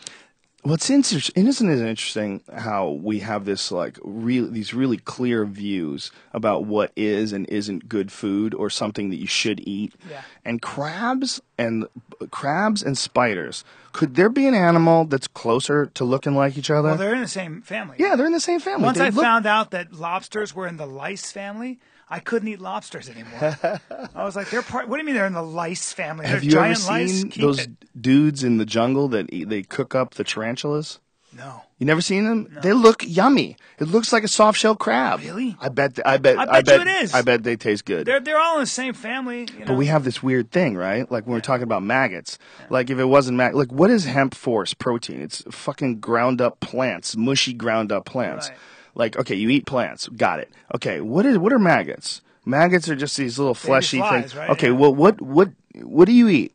Tell me what you do eat. What are you cool with? You cool with yogurt? I eat the flesh off an animal. And I eat You cool yogurt. with yogurt? You know what that is? Yeah. You know, you're eating like a fucking civilization. You know, you're eating a living organism. You're eating acidophilus, a pure living organism. All bacteria. Yeah, what are you doing, stupid? Do you know what you're doing? It's good stuff. But you're like, no, maggots are bad. Maggots are your little buddies. They're your little wound cleaning buddies. They're full of protein, and you're saying no to them. Yep. But yet you're just chugging down that fucking corn-fed beef. These fatty, diseased cows, fat, sloppy, heart-pounding as they pump sludgy blood through fucking caked-up arteries. Abscessed livers living in their own shit. Oh, my God. Just the fucking amount of fat that you get on it. But that's the only way to get a delicious ribeye. The kind that you really... Oh, you cook it over mesquite with just a little salt and pepper. Don't get crazy. All you need is a little salt and pepper. The grass-fed beef, though, once you get used to that, it's to me, I feel so much better eating it. Maybe it's psychological. The oils. First of all, they're ruminants, so cows are supposed to eat grass. They don't eat grains. Well, you're eating a healthier animal for sure. It tastes more like game. And also, the oils in the meat are very different when they eat grass versus when they eat corn. The oils are. Yes. Oh. The fatty acids. Are I believe I can't remember what the ratio what it is, but the fatty acids literally change from like omega-3 to omega-6 or something like that. I mean, wow. So when you eat a bison or you eat grass-fed beef, the oils are healthier, and a lot of heart doctors on Dr. Oz are prescribing grass-fed beef because it helps with inflammation. It actually brings inflammation in the body down. According to a lot of research. That's really interesting because I talked to a woman who was a chiropractor. We were talking about discs, because I got a disc issue on my back. And she said, besides this thing called the McKenzie Protocol, which is like a series of stretches that they use to elongate the spine, she said changing the diet is very important. And she recommended a bunch of different anti-inflammatories and cutting out all wheat. That believe it or not, like people who are eating gluten and like that, the more and more people are sort of understanding that what you're doing is just slowly poisoning yourself with that stuff, but you can handle it. Yeah. That's really what's going on. And when you cut it out, you're like, oh, whoa. Yeah. Why do I feel so good now? Yeah. Like, what's going on? Like, that stuff's not good for you. I stopped eating bread, and like also because it's got a high glycemic index, it's kind of like spikes your insulin. So I eat brown rice and yams, and I just feel better when I do that. I do that, but yet I don't. I'm not rigid. No. I still will go to a nice Italian restaurant and have bread with olive oil and balsamic vinegar. And you mean the way the Sicilians do, and they live till 105? Yeah, I mean those guys. Yeah, that's. I wonder how much bread they ate. Do they eat a lot of bread? Well, when you go there, you see the bread they eat. It is as healthy. It's a meal in itself, dude. It's all like you see the bread up in you go to northern Italy. I went to this place. I walk into this bread place. That bread it doesn't look like bread. Okay, it looks like a block of seeds and nuts, and you're like, what the fuck? You could hit somebody in the head and they die. My grandfather my grandfather came over here during the Depression on a boat. His family hopped in a boat from Italy and came over here. That's a fun ride, by the way. And they lived in this seriously Italian neighborhood in New Jersey. And we used to it was almost dead by the time I got older. But when I lived with them for a bit when I first moved to New York, when I was like 23, I guess, 23 or 24, I lived with my grandfather for like a year. Wow. And he would still go buy his bread from this place in New Jersey. And there's some people that had been there from the 1950s. They had been selling bread in this one, probably even more. I think it was actually the 30s. Yeah. They were there. Real legit. Oh, yeah. It was this old school bread place, and they would go and get the bread every day, and that's how the immigrants that shit is got delicious, by the way. Yeah, it's everything was homemade tomato sauce. My grandmother was always cooking things, and it was always homemade. Look, they grew their own tomatoes. They turned them into tomato sauce. They made their own pasta. My grandmother would be rolling pasta. Nothing came out of a can. Screaming at my grandfather. You get off me, Joe. You leave me alone, Joe. I'm tired of your bullshit. I'm going to tell you right now. I'm going to move in with my sister. And she would be like fucking, they would go crazy. My grandparents were Sicilian, and I used to, God. it was the same thing. Nothing came out of a can. My grandfather was fucking Well, they didn't have food money purist. when they were kids, too. No. It's like the idea of paying for something which costs more when you can grow in your backyard. Like, what are you, stupid? My grandfather would show up with a wheel of Parmesan, a wheel. And it'd sit, we had a food pantry, and it would sit in this big closet like food pantry, like it was, you could walk into it. You know, there's a real issue with cheese in this country and milk, in that people want everything to be pasteurized and homogenized, and that raw milk, when it's from an excellent source, should be available to you just like raw eggs are available to you, just like raw meat, and it should be clear and obvious as to whether or not you're eating bad food. Like when you're eating a steak, okay, and if you buy a steak and the steak sits in your refrigerator for like 5 or 6 days, you don't get to it, it starts to get a little funky. Right. You know why? That's because it's a fucking thing from an animal, and it used to be alive. It's decaying, and that shit's real. And as soon as you stop that process, okay, as soon as you step in, you're monkeying around with nature, okay? And I know it's good, and I know it's helped a lot of people get through some really dark times in this world where milk, because it was homogenized and pasteurized, they could keep it longer, and it fed people. Sure. But at a certain point in time, we have to realize that all that homogenization and pasteurization is not the healthy way to do it. The healthy way to do it is to eat it fresh. They're like the healthy way to do anything. And then it becomes this industry with taking this milk and changing it through this process of homogenization and pasteurization. Well, what happens to those people? What if you don't have to homogenize and pasteurize milk? And were we out of business? Listen, Charlie, I've been giving you a lot of money all these years. right. I supported you for governor in '84. I supported you again. So we got to make raw milk illegal now. So it's illegal for your own safety. They arrest people for selling raw milk. You can't get raw cheese. Raw cheese is super fucking hard to get, man, because they want you to use homogenized and pasteurized milk. Because if it's just some Joe Blow farmer who has no access to homogenization or pasteurization just starts selling his milk and people actually like it, well, the fucking world could end. We've got a real problem. And that's why the only thing we should all be talking about is campaign finance reform. The idea that money in politics, as long as there's money in politics, you're going to have very powerful, wealthy interests controlling even what the fuck you eat. Well, yeah, and I think it's not a bad option. This is what I want to say. Because if you are in a low-income household and you're in a situation where when you buy a gallon of milk, like that gallon of milk needs to all be used and stay if it and goes, keep, so you need pasteurized milk, right? And if it lasts for a week and a half with pasteurization, but it only lasts 3 days if it's raw, that fucks your family up. Sure. And I completely understand that. So what we have to look at then, if you were looking at a holistic approach, is how do we eliminate that from civilized society? How do we eliminate people that are working in such poverty that they're worried about their milk being bad if it goes 3 days? Like milk, how much does milk cost? Like what is milk, like $4 or something like that? It all depends. That could, for a lot of people, that's a deal breaker. Like they're really trying to put it all together. That's kind of fucked up. That's kind of crazy that some guy could be working in a job all day, every day, and then they take taxes out of that. And then when you look at it, he still doesn't have enough money to eat natural food. That's where the food stamps program comes from. That's all those things, all those answers. But that's not the answer, right? The answer is sort of a restructuring of how much your time is worth. Like and figuring out also how to find some way. I mean, it's the society we live in is really sort of like a really nutty game. And finding your spot in that game and finding how to exact points from that game. What you just said is finding your spots, because as technology grows exponentially and our economy will start to change exponentially, you've got to figure out how to make yourself useful. And traditional, labor and things is not going to be worth, and already is this case, is not going to be worth what it was when a robot can do it and stuff. So then where does a human being, where are you, what does your skill set have to be? My guess is you're going to have to constantly be taking classes and constantly be changing and constantly be keeping up with an economy that is always moving at the speed of life. I mean, it's moving very quickly. The speed of life. That's a funny thing to say. The speed of life, and that's really what it is. Like the speed of life it's constantly ever changing. And to think that somehow or another you're obligated, to have a job. I've been a cobbler. My family were cobblers. What's going on? I can't make shoes anymore. That's right. Listen, Change. I can't Change. Yeah, well, either that or make some shoes that are undeniably dope. That everybody wants to go to your shoe store and buy your handmade shoes because they're so fucking badass. Yeah. But unless you attain that sort of perfection at your craft, you're not going to attract people.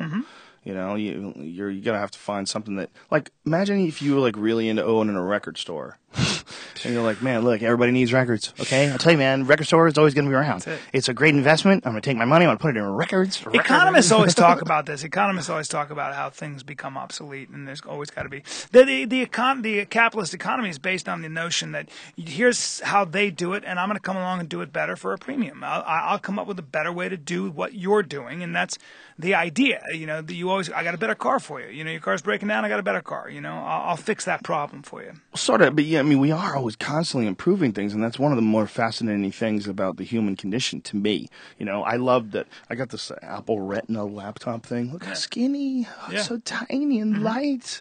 I love that. I love. And you don't need any more computer than that. It's not like I can. Spend, oh, but you're so wrong. I do. If they come up with a new one, it's better and more awesome. But I'm just saying that there's not a huge difference. Like once you get that, that's all you need. Right. It's very easy now to get everything you need as far as like a visual experience or or just access to information. I think to try to deny or slow down the idea that we're going to continue to pump out newer, greater, crazier shit, and that you're going to continue to want it lustfully, it's ridiculous at this point. Yeah. It's fucking ridiculous. Yeah. It's a part of what humans are.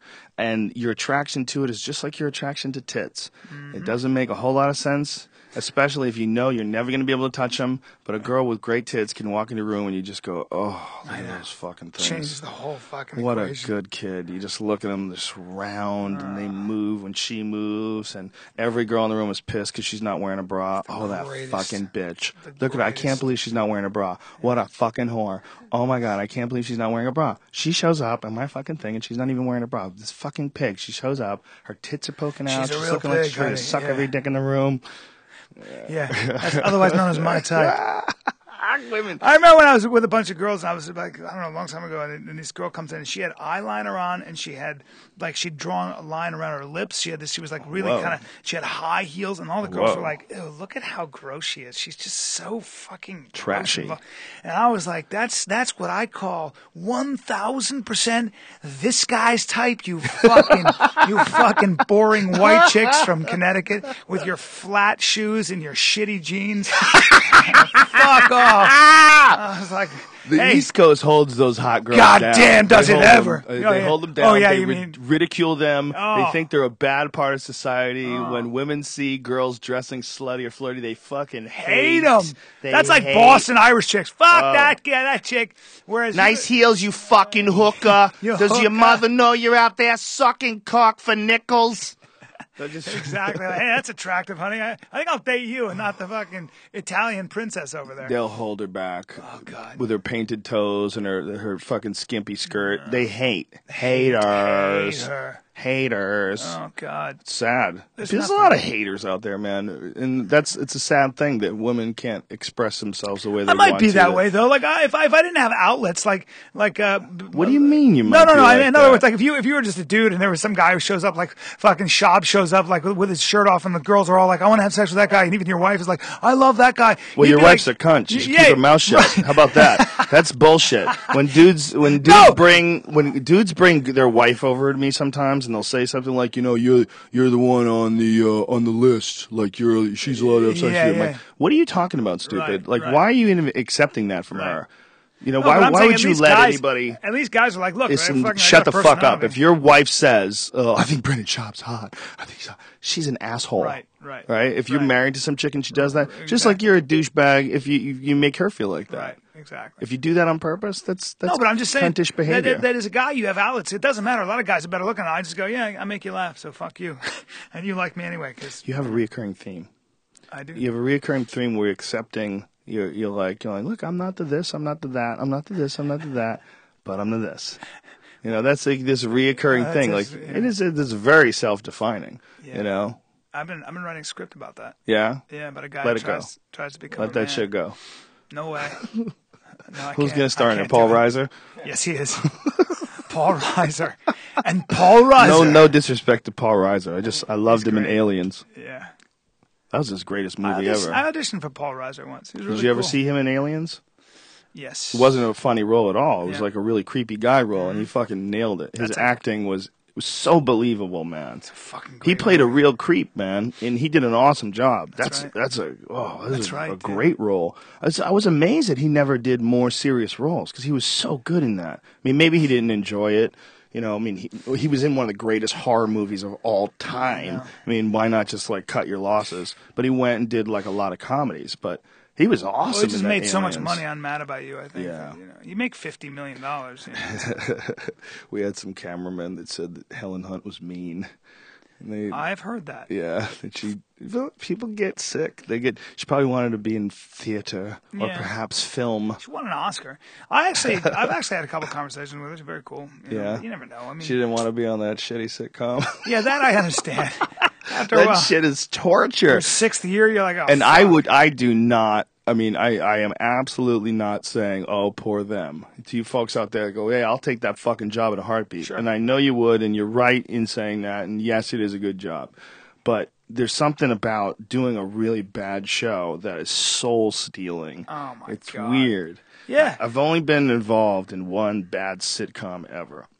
I've done some pilots that were so bad that I was hiding in my dressing room because I need good, funny people around Yeah. me. If I'm doing a TV show, it could be shitty. If I like the people around me, I'll bear with it for a long time because the acting gets in the way and I'm just fucking around all day. I But if didn't, you're I didn't a do bore, many pilots. I did like one big pilot. Mm. It was an interesting one for this thing called Overseas. oh yeah, I remember. The Paul I Sims tested thing. for that. I remember you got that. Yeah, well, I was on news radio, Yeah. and he was trying to find one guy to play this. It's like a one Peace dude. Corps, a group of Peace Corps guys. Yeah, it was like something along those It's lines. funny actually. I thought it was really fun. funny. Yeah. You know, who knows why people do and don't do certain projects, or why some pilots go and then other shows that are just terrible just stay on the air for a long period of time.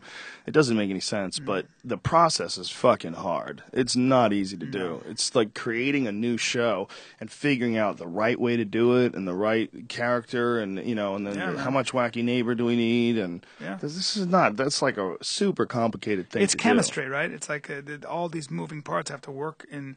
You know, Alec Baldwin said one time, when a movie's successful, it's a fucking accident. And the reason it's an accident is there are so many moving parts that any little thing can go wrong, including the weather, including some crazy who shoots up a movie theater, including whatever it might be. And if everything isn't working perfectly, and he uses the Jim Carrey, the Ace Ventura thing. He was doing The Getaway. It was this huge movie. Kim Basinger, him. They were the remake of the Steve McQueen thing. It's the biggest movie.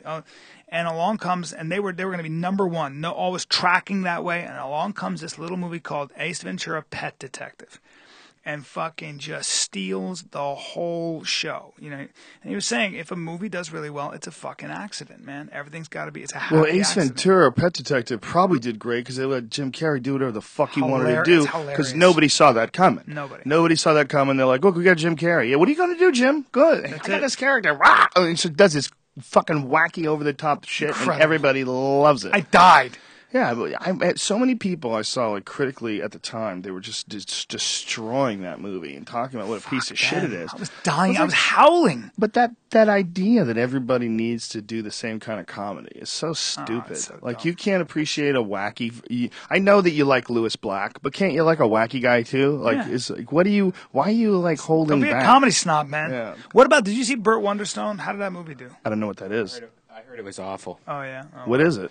It's a Jim magic Carrey movie. and Steve Carell and all this. It's a new movie. Isn't he? Didn't he get in trouble because he was making fun of Charlton Heston? I don't know. Yeah. I don't know. Yeah, he did. I didn't see the video. You want to watch it? Let's pull it up. Apparently, he did some controversial video where he was mocking Heston, who's dead, and you know one of his famous expressions. Keep your dirty hands off me. No. From you take my rifle when you pry my out of cold dead hands. man, yeah. Yeah. Well, apparently Jim Carrey. Michael Moore took that out of context too. Apparently, Michael Moore. There's no out of context. There's no out of context when you say, you'll take my rifle out of my cold, dead hands. It's impossible to take that out of context. You only say that when either A, you're joking around, or B, you're fucking psycho. There's one or two things, and I think that Charlton Heston was a fucking psycho. There's a third thing. He was just being dramatic. Yeah, he's a psycho. That guy liked guns, and yeah, you were going to have to kill him for it. Do we have that video? Is it the Funny or Die video? I think it is, yeah. Let's see this, because this is the first time seeing it. It's hee-haw. Why did the ventriloquist quit drinking? Because he was acting like a real dumb. Well, hi-oh and howdy, fine folks, and welcome back to Hee Haw. This is a really long video, so... Hold on. Charlton Heston for joining us. Walter, it's an absolute pleasure to be here in the sight of God on Hee Haw. But who would be laughing if it weren't for the patriots who answer the call of freedom? Well, The aliens. They would exploit our every weakness and suck the brains out of every living soul. They'd be laughing, but not like you and me. They'd go beep, beep, beep, beep, beep, beep. Beep, beep, beep, beep, beep, beep, beep, beep.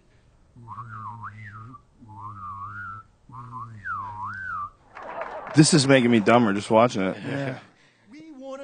It's on Funny or Die. It's a 5-minute video, though. 6-minute video. Are people really upset about this? I don't know. It's not that good.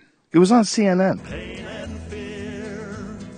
Charlton Heston movies are no longer in demand, and his immortal soul may lay forever in the sand. The angels wouldn't take him up to heaven like He's fake masturbating with a gun in his hand. from his cold dead hand. It takes a cold dead hand to decide to pull the trigger. Takes a cold dead heart. We're watching mental illness. This is madness. Did anybody put that together, watched it, and went, I think it's good. Let's let this out. Man, is your allergies really fucking you up right now? No. No? No, why? Because it's like super extreme outside right now, like for indoor Allergies? for dust and dander. I don't levels. have allergies. Me neither. I'm lucky. Yeah, I'm lucky.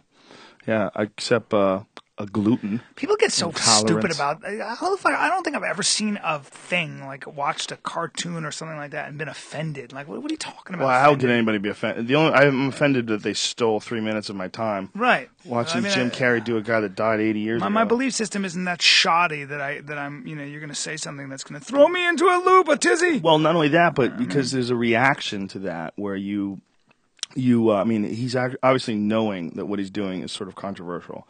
So Right. in like sort of accepting that, what he's doing and what he's making fun of is like so mild, because it's like the fact that he's doing it at all is what's supposed to be controversial about it. Right. You know, he's going to mock Charlton Heston. So you've got like this artificial like energy that you think is attached to a bit, but that's not attached to a bit for me. Right. Okay, because it's not controversial to me.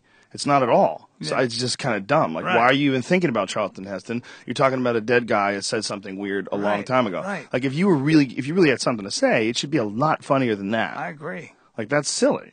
Yeah, it's silly. It's folly. Yeah.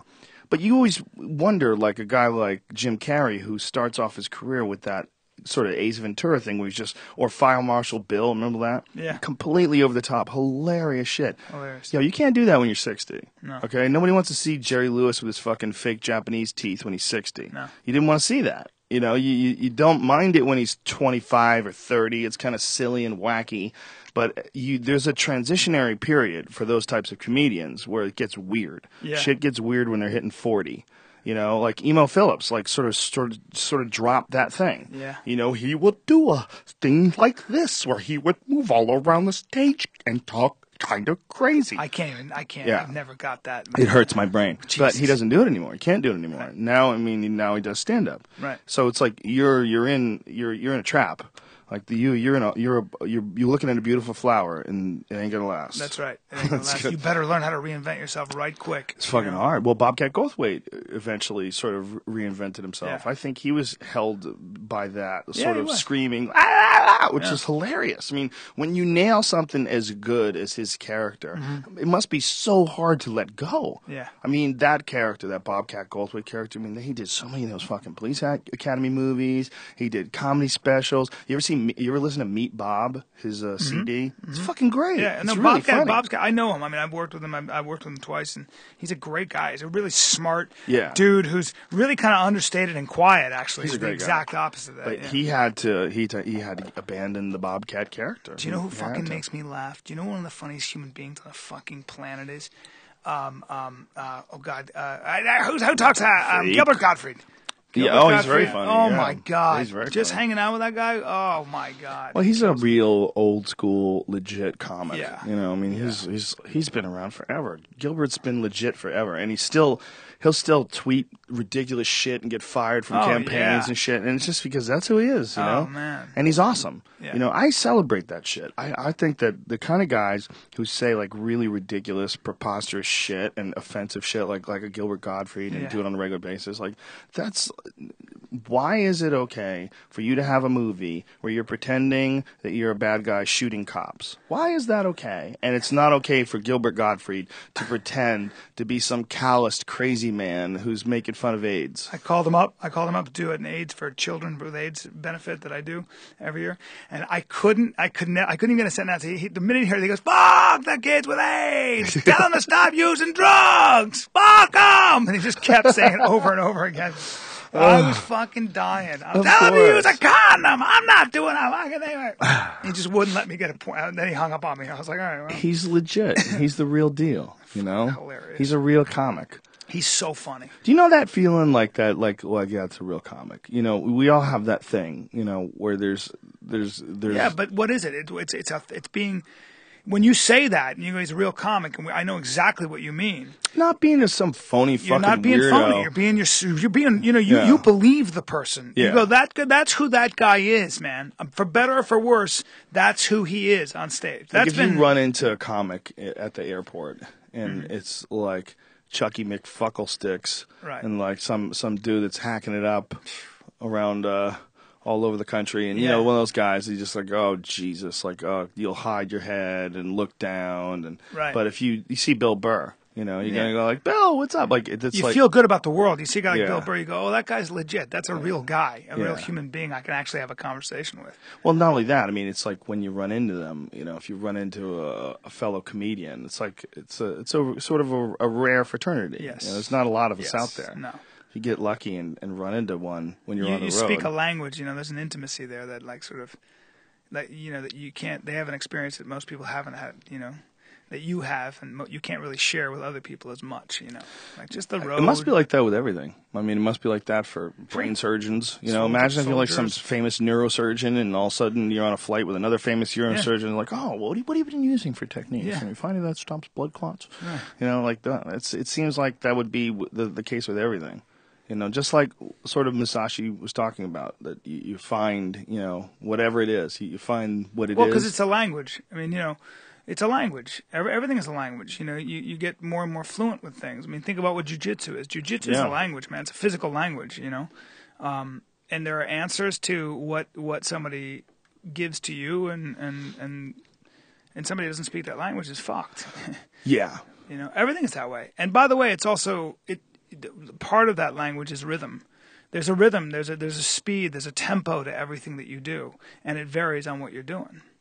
You know, there's and your personality informs what that rhythm is. You know, some guys when they do jiu-jitsu are fucking explosive and crazy, and then other guys are really passive and just they lock you up when they need to. Right. It just all depends on what your expression of the thing it is you're doing, you know. And you can always feel and you can always tell when someone is authentic, not only because they last for a long time, but I really think human beings, if you're keyed in, we all have antenna for what's legit. We all have like sensitive antenna for what's, you can get fooled for a little while when you're young, but at the end of the day, you know, I think we all have a sort of a. I think if you're lying to yourself, you can get fooled fairly easily. And I Yeah. think that's the thing with these scams. That's interesting, And yeah. most people are lying to themselves.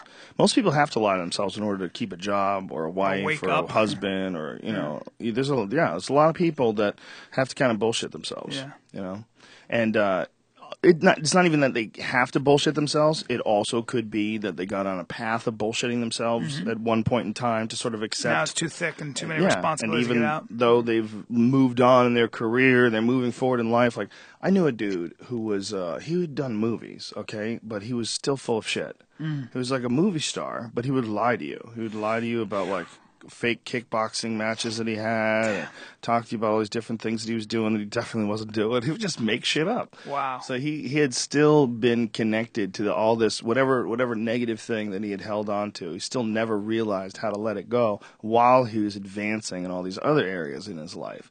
So while he was becoming a successful millionaire movie star, he was also still a liar. You see that a lot, man. Strange. I know somebody who's got just this, like on paper, their life is so fucking amazing. They're really good looking, lots of money, crazy nice house, healthy, great kids, successful, and they are taking lots of antidepressants just to get out of bed because there's something fucking, and it's not a chemical thing so much for them. It's just this malaise, dissatisfaction, anxiety they're always suffering from. Well, I think like, it's also an excellent example of that super complicated machine being run by an incompetent driver.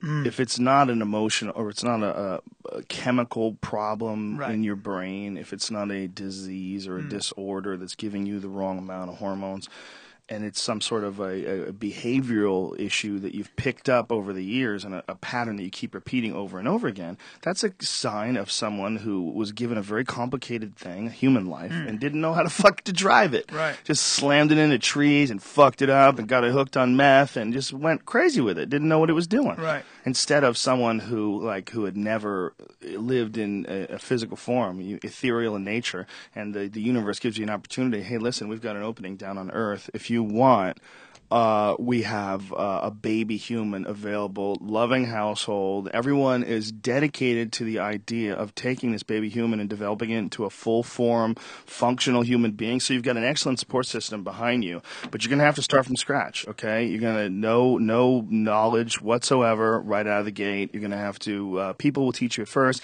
and then you're going to have to develop a voracious appetite for knowledge. All in all, it's going to take about, 30 years before you even know how to fucking do anything correctly or fit in with the other people in your realm. But hey, it's better than being gas. So what do you want to do?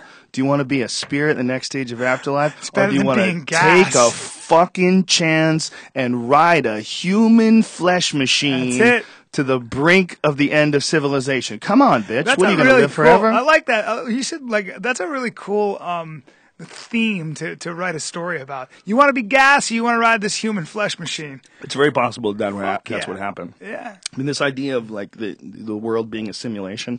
Maybe it's not a simulation in a sense that maybe maybe the whole thing's fucking crazy and blips in and out of realities. Yeah. And maybe you are some sort of gaseous soul form in another dimension, and then you live this life as a person, and then you pop out on the other side and you're some other thing that's so crazy you can't even imagine it right now, because it's not in the realm of experiences that a human can possibly experience on this earth. So much like having a crazy 6-gram mushroom trip, until you've done it, you can't even imagine what you're talking about here. You can't imagine it. And so when you're talking about it, you're just talking nonsense. You're just making noises with your mouth. So when we leave this and move to the next thing, if there is such a reality, it's possible that the next thing will be so fucking strange you can't even imagine. Like, instead of thinking about ourselves as this disconnected human being driving around in cars and using the internet, the next thing could be no physical body at all,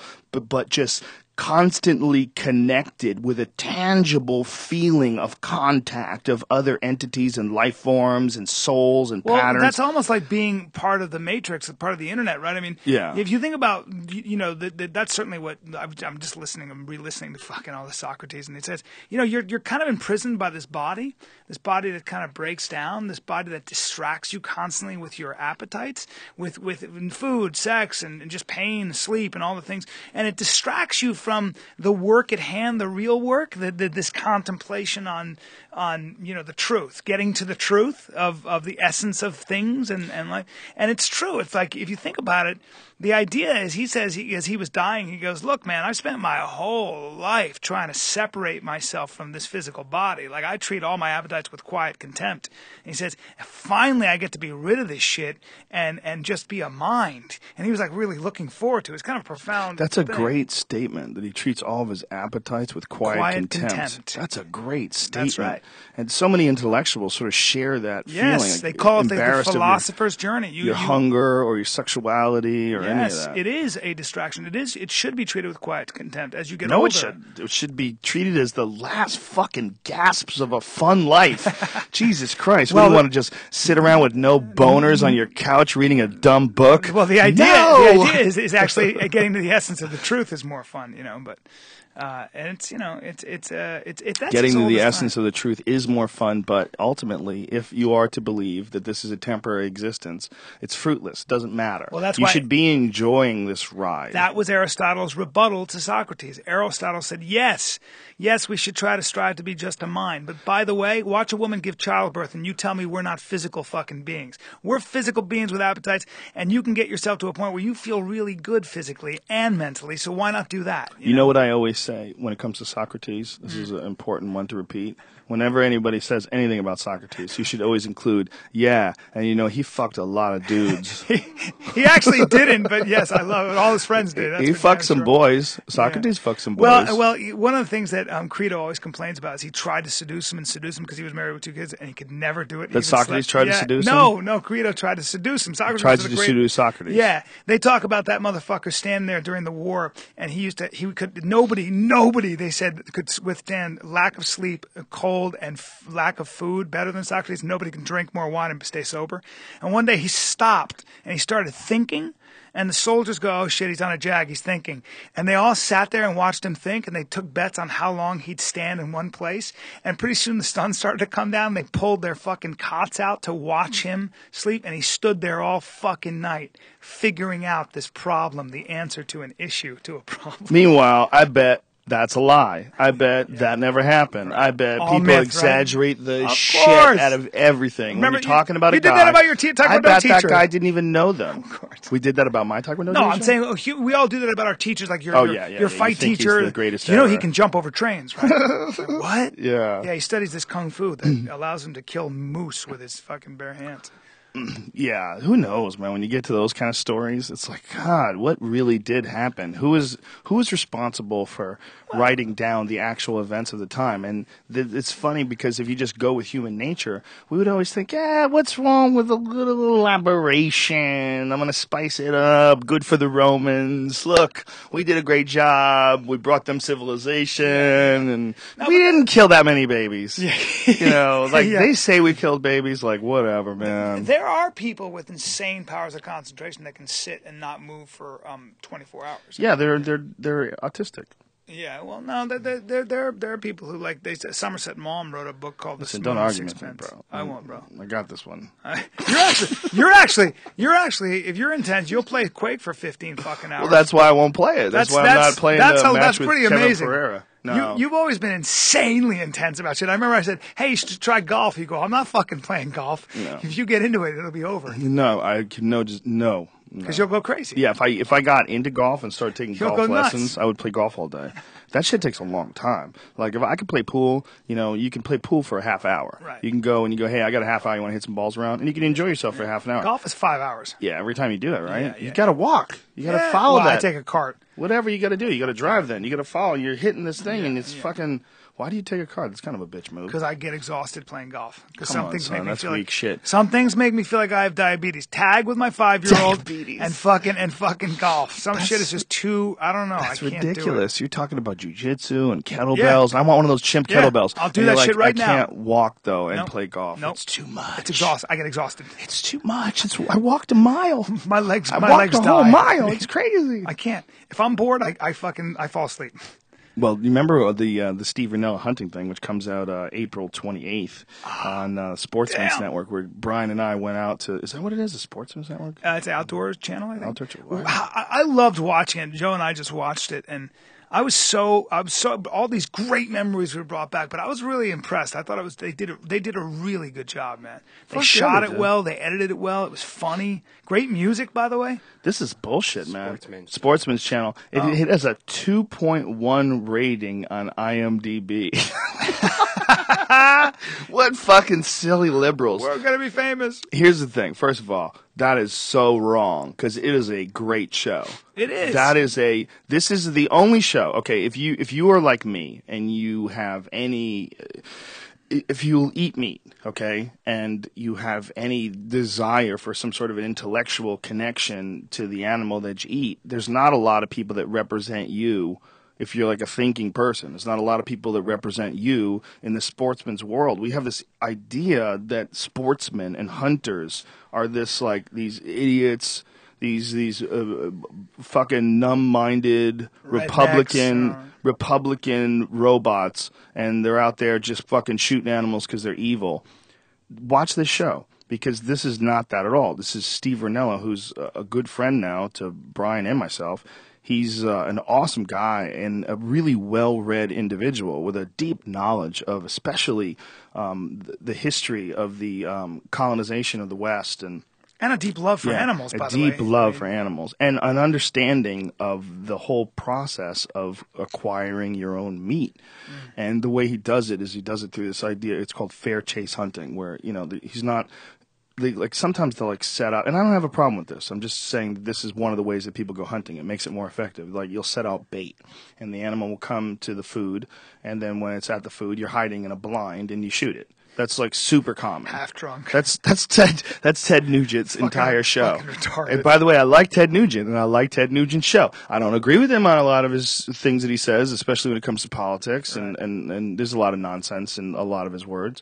But I think he's a fascinating character, and he's out there shooting animals and telling everybody to go fuck themselves. He shot a coyote in the head with a air rifle on the show, and then was like, "Oh, look, a great coyote!" Threw it in the back of his. This is Ted fucking Nugent. He killed a coyote with an air rifle? Yeah, think about this. This is not. I mean, this is like he's a big rock star, and at one point in time when I was a kid, Ted Nugent was fucking huge. Double Live Gonzo. Yeah, dude. To this day, Stranglehold is one of my all-time favorite classic rock hits. Fuck yeah. That fucking the live version. You got me in that goddamn Stranglehold. Yeah.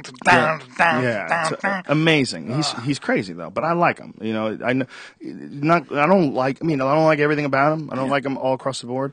But Steve Ranella represents a completely different take. He's not. Ted Nugent's leaving bait out. He shot 3 deer with a bow and arrow in the first 15 minutes of the show the other day. I mean, I don't even know. I mean, how many they let you shoot? How do you eat that much? He gives land. Away a lot. He gives away. Yeah. Hunters for the homeless, or Hunters for the Hungry, rather. Oh, that's cool. No animal goes to waste. They mean he has a guy that butchers his shit. He's shown it on the show before. That's not. I mean, Ted Nugent's not doing that. He's definitely giving a lot of food away. He just likes doing it. And whatever, man. Yeah. What the fuck? I mean, why is that bad? But the guy who runs this dairy farm or, is slaughtering steers to make your cheeseburger, that guy's acceptable. Right. Like, it doesn't make any sense. No. The way he's doing it, even the way Ted Nugent's doing it by leaving out bait and shooting it with an arrow when it comes to eat, so fucking what? That's still way more ethical, way smarter. Like, why wouldn't you do that? Don't you have some extra corn? Yeah. Like, what do you want to traipse around the fucking forest looking for some animal? Just leave the corn out, shoot it. Well, what's the goal? The goal is here to shoot it. Until you've been out there at 5 a.m. freezing your dick off after sleeping in a tent. You use bait right quick, especially if you were hungry, man. Yeah. This guy, Steve Ranella, though, he doesn't do any of that. His is all fair chase hunting. And he's a really bright guy. And we have this really ignorant stereotype that people that grew up in sort of hunting, fishing backgrounds are dummies. A lot of people do. A lot of people who don't have any experience in hunting. And I think the beautiful thing about this show is the guy's a fucking great writer. I mean, he's a great writer. His book, Meat Eater, is a very good book. Fuck yeah. It's his descriptions are, they captivate you. Like, he's got a really intelligent way. I learned a lot from him. Yeah. So, I don't even know what my point was. You're talking about the difference between hunting in a blind or fair chase hunting. Yeah, but I was talking about something before that. I don't remember what the hell it was. That's called going on a tangent, son. Shit.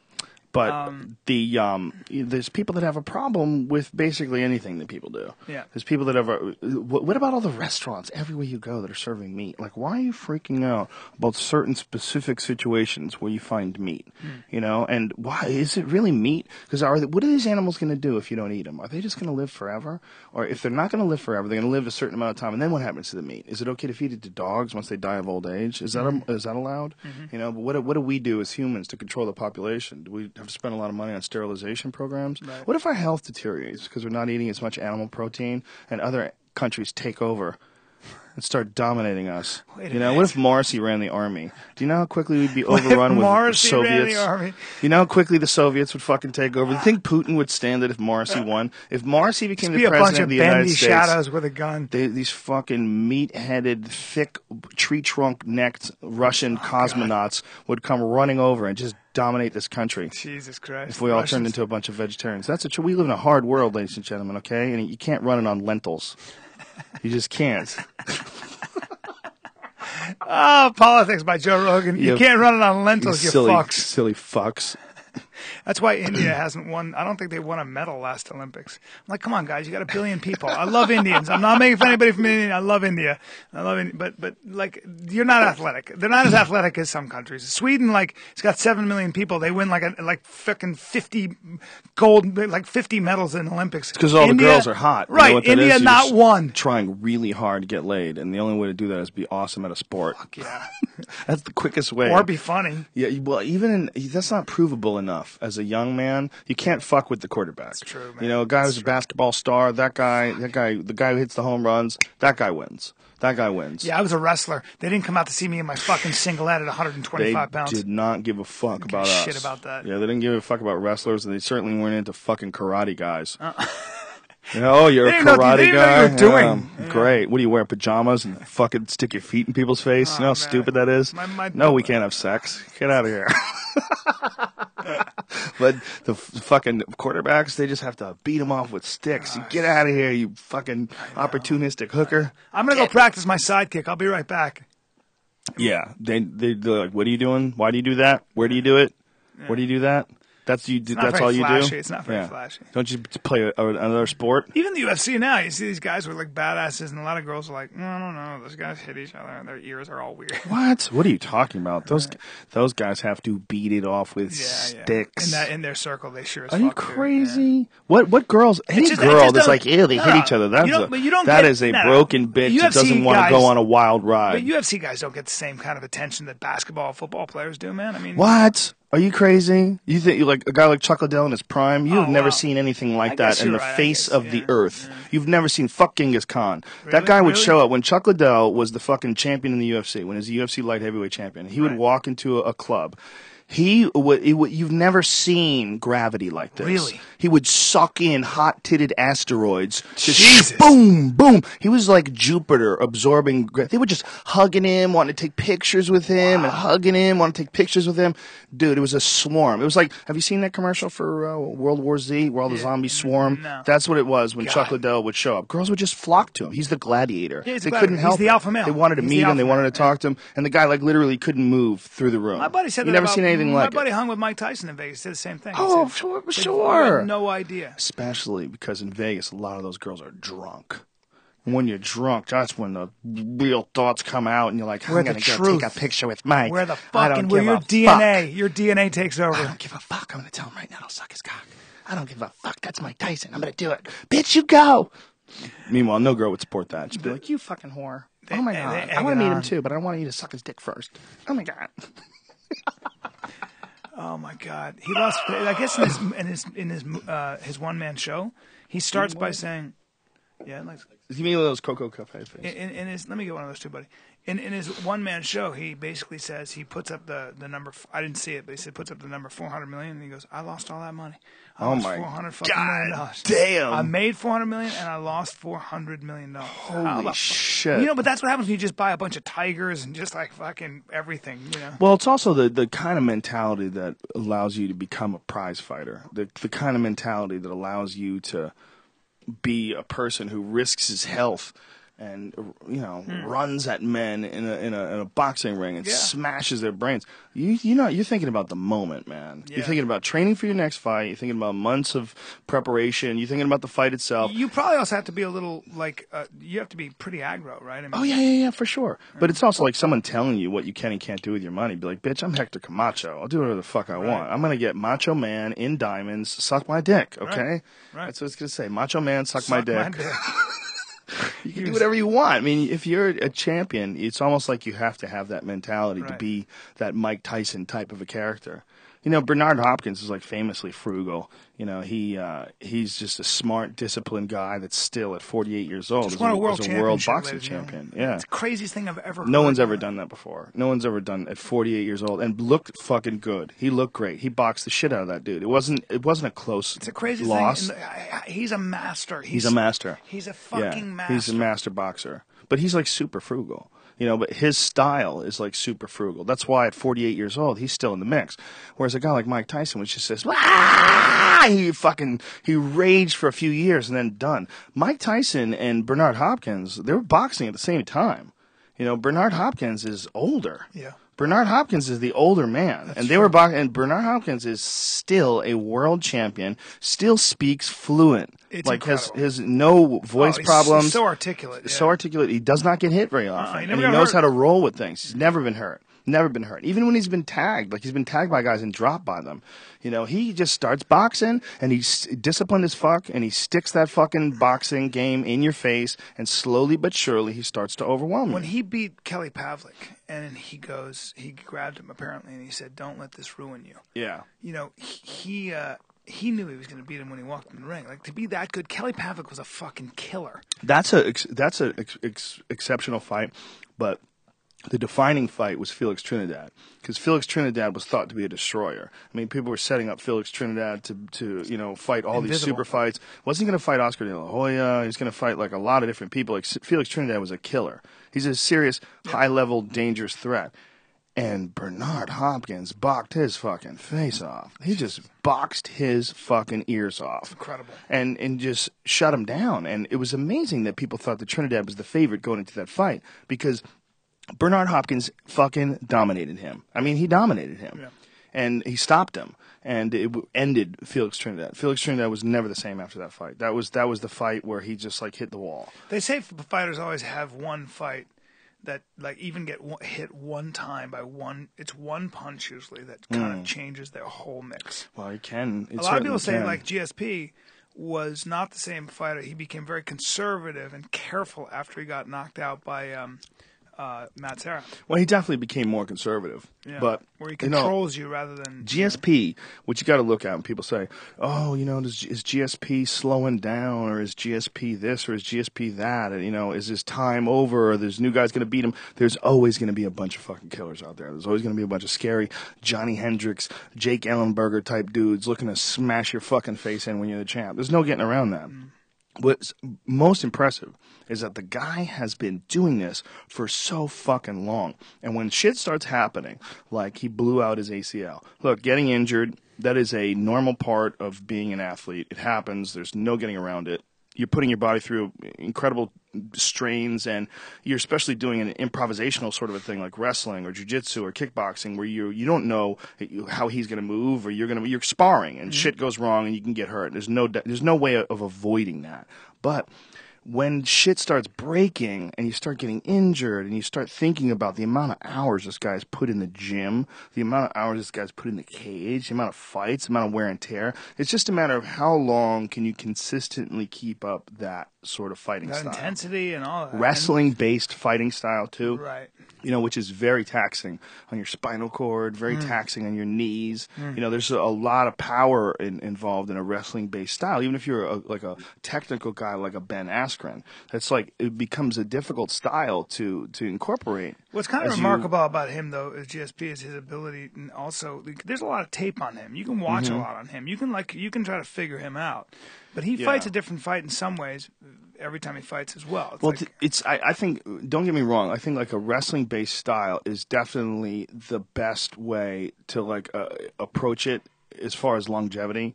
But even that It's like how much longevity can you? MMA is a brutal goddamn game. Yeah, it's how a much brutal longevity game. can you get? I mean, at a certain point in time, someone's going to come along, and if Anderson Silva keeps fighting, someone's probably going to beat him. Right. You know, and it might be like sort of a Bernard Hopkins situation where no one ever gets to. I mean, he's so clever and so technical that no one ever gets to the point where they can really humiliate him. But there'll be a guy like a Chad Dawson who come along and beat Bernard Hopkins just because he's younger and quicker. Mm-hmm. You know, there's going to be these Andre Ward type guys. There's going to be what was that dude that Jermaine, the guy that Kelly Pavlik beat? I want to say Jermaine Andre, but that's not his name. I don't know. Is that his name? I saw a lot of his fights. He was the champ, and Andre he Ward beat. is He beat. I don't know if that's the right boxer. I forget his fucking name. Shit.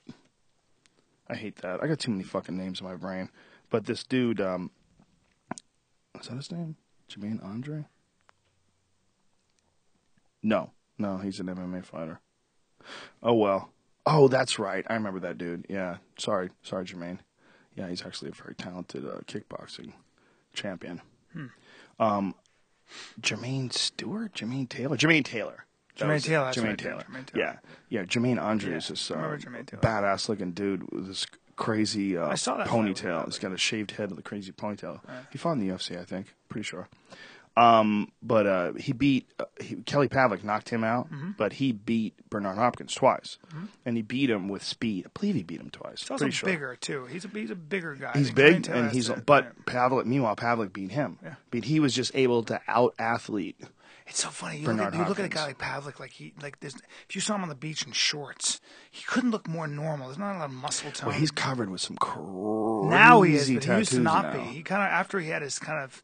I think he had a bit of a breakdown. Then he went and got a bunch of tattoos. But a lot of before alcohol. Is that what it was? Apparently. Because before that, when he was younger, he had no tattoos. Very few. He was just such a normal. Well, he just retired. Guy. I think part of it. I mean, the alcohol thing. It's very possible that the depression, alcohol, that stuff has to do with head trauma. It's very, very There's possible. a lot of evidence to that, right? Yeah, and he thinks it might be as well, and so he's retiring. Oh, wow. Even though he won recently. He looked really good, too. He was in the midst of a comeback. He's a talented fucking boxer. Yeah, he is. But getting hit in the head, walking around with headaches all day, you can, I've done it, man. I've done it. Keep it. It's not fun. I mean, I never did it to the extent that he did it, though. What he did was incredible. I mean, he's a world champion. The amount of punishment that you have to go through in the fucking ring. Yeah. Just in the ring, dude. I mean, it's just Jesus Christ. I mean the training ring. Yeah. Just every day in the gym. These guys, they get caught all the time. To war, man. Yeah. The last time he fought was 2012. He won, and apparently he was. They were setting up a new fight for him. Let me see a picture. No, you need to get your own fucking computer. No pal. way. You want to see a picture of him? Yeah. What do you want to see? The tattoos. Oh, I'll find them for you. Yeah, he had a bunch of crazy tattoos, man. He went nutty and just fucking tattooed the shit out of his chest. Go off. He put like haunted houses on him and shit. Rory McDonald. Who pull that up. Kelly Pavlik tattoos. You could see like the tattoos that he has on his chest. I wouldn't mind seeing McDonald fight GSP, but I think they're training partners. Apparently they are preparing for that possibility. Really? And they're not training together anymore. Yeah, they prepare on the opposite sides of the gym. Rory McDonald's no fucking joke. Yeah, Kelly Pavlik has like the Coliseum on his chest. He has like all this nutty shit. If you go to the one, there's other ones where you get a kind of a good skinny arms image of what it is. There's another one down there. If you look at it, it's got a bit of a better image. There's a couple of them. Yeah, that one where his arms are flexed. You kind of get to see what it is. It's like a Roman Coliseum on the left, and there's some other shit. Some dudes just get real random with their tattoos. He's got an angel with a bow and arrow. He's great. Look at him. Yeah, he's awesome looking. I love and that there's guy. That nothing more beautiful than a fighter. A bridge. He's a fucking animal, man. When he was at his best, he was a really fun guy to watch. Nipple walking up. I'm glad he's retiring before it gets ugly. I mean, guy did a lot. He accomplished a lot, and it gets ugly for everyone. Yeah, he looks haunted a little bit, doesn't he? He looks. A lot of guys are, my brother. A lot of guys are. Somebody called being an addict like you always feel like you're being chased by something, by a ghost. It's true. I had an addict describe that. He said, I always feel like I'm being chased by a demon that's almost catching me every time. And I'm always running. Have you heard about these district attorneys that are getting shot in Texas? Yes. Someone's assassinating district attorneys. Well, they caught one guy who was a white supremacist. He had a shootout. They killed him. That was the guy who killed the Colorado Prison Bureau chief. And then they caught that guy. Yeah, and they killed him. And then the guy who shot the district attorney and his wife, they don't know. I guess they still don't know who did it. They don't even know if it's connected, but I'm sure it is. Well, it might be just a cartel thing. You don't know, man. I don't know. It's like, but since 1964, I think how many? 13 or 33 prosecutors have been shot. Wow. Yeah. There was a story that came out about a cop that may or may not have planted drugs on a woman because she was claiming that a judge had moved in on her. Oh, let me pull it up. I'm surprised Cops we don't read about allegedly this plant more. meth on woman who complained about judge's sexual solicitation. Jesus. Yeah. I'm not shocked at that. I mean, they found a judge who was profiting off of sending kids to juvenile homes. God, really? Yeah, they found a judge that was profiting off of that. He's in jail now. It's in Pennsylvania. Sociopath. Pretty sure it's Pennsylvania. Yeah, sick motherfucker. Sociopath. He thought because these kids had done things in the past, fuck it, I'll just send them down the river. They need it. And he was getting kickbacks. Wow. He was getting kickbacks. The more people he would convict or send to these juvenile homes, the more money they could spend, the more money they can get from the government, the more profit they could make. Creepy fucks. Creepy. Yeah, this is Murray County. I don't know where the fuck that is. Murray County Sheriff's Office. Where the hell's Murray? You live in a serious hillbilly place if no one's ever heard of your you know what I town. was going to talk about? My Vincent LaBarbera, the guy that I have on my podcast right now on the Bryan Callen Show. And who is this cat? This guy is he. First of all, he wears a patch over his eye because he went snowblind 3 times from climbing like fucking huge mountains like in Africa and stuff. And whoa. And he was he would go and like basically go to war zones just see what it was like. He's a real Murray County's in Minnesota, by the way. Whatever. So this guy went snowblind? Yeah, from climbing mountains and shit. He's a real daredevil, did all kinds of shit. But now he's been a high profile trial lawyer for like big time drug cartels. He's a huge proponent on the podcast. Talks about why drugs should be legal and stuff. It's amazing. So he's tried to get the cartels out of jail? He does. He just thinks all drugs should be legal, all of them, and he does everything he can to stiff it to the government whenever. So he handles huge. All big cases, like big time cases. The Marine in Fallujah, a lot of different people, and he's got a really interesting take on justice. Like I had this Delta Force guy on who was talking about killing an American citizen, and he was kind of justifying it. And Vincent LaBarbera got on and was like, "Let me tell you something. That's the biggest bunch of he couldn't have been more on the other side of it. That the U.S. and the National Defense Act and stuff we talk a lot about. Mm-hmm. He just goes to town on the fact that is killing our country, our due process and everything. He's very articulate about it. I'm not. It's corrupt. It's going down the path of corruption, and we all see it. And because now we're all on the internet, we all get to talk about it. We get to express our concerns, and you get to.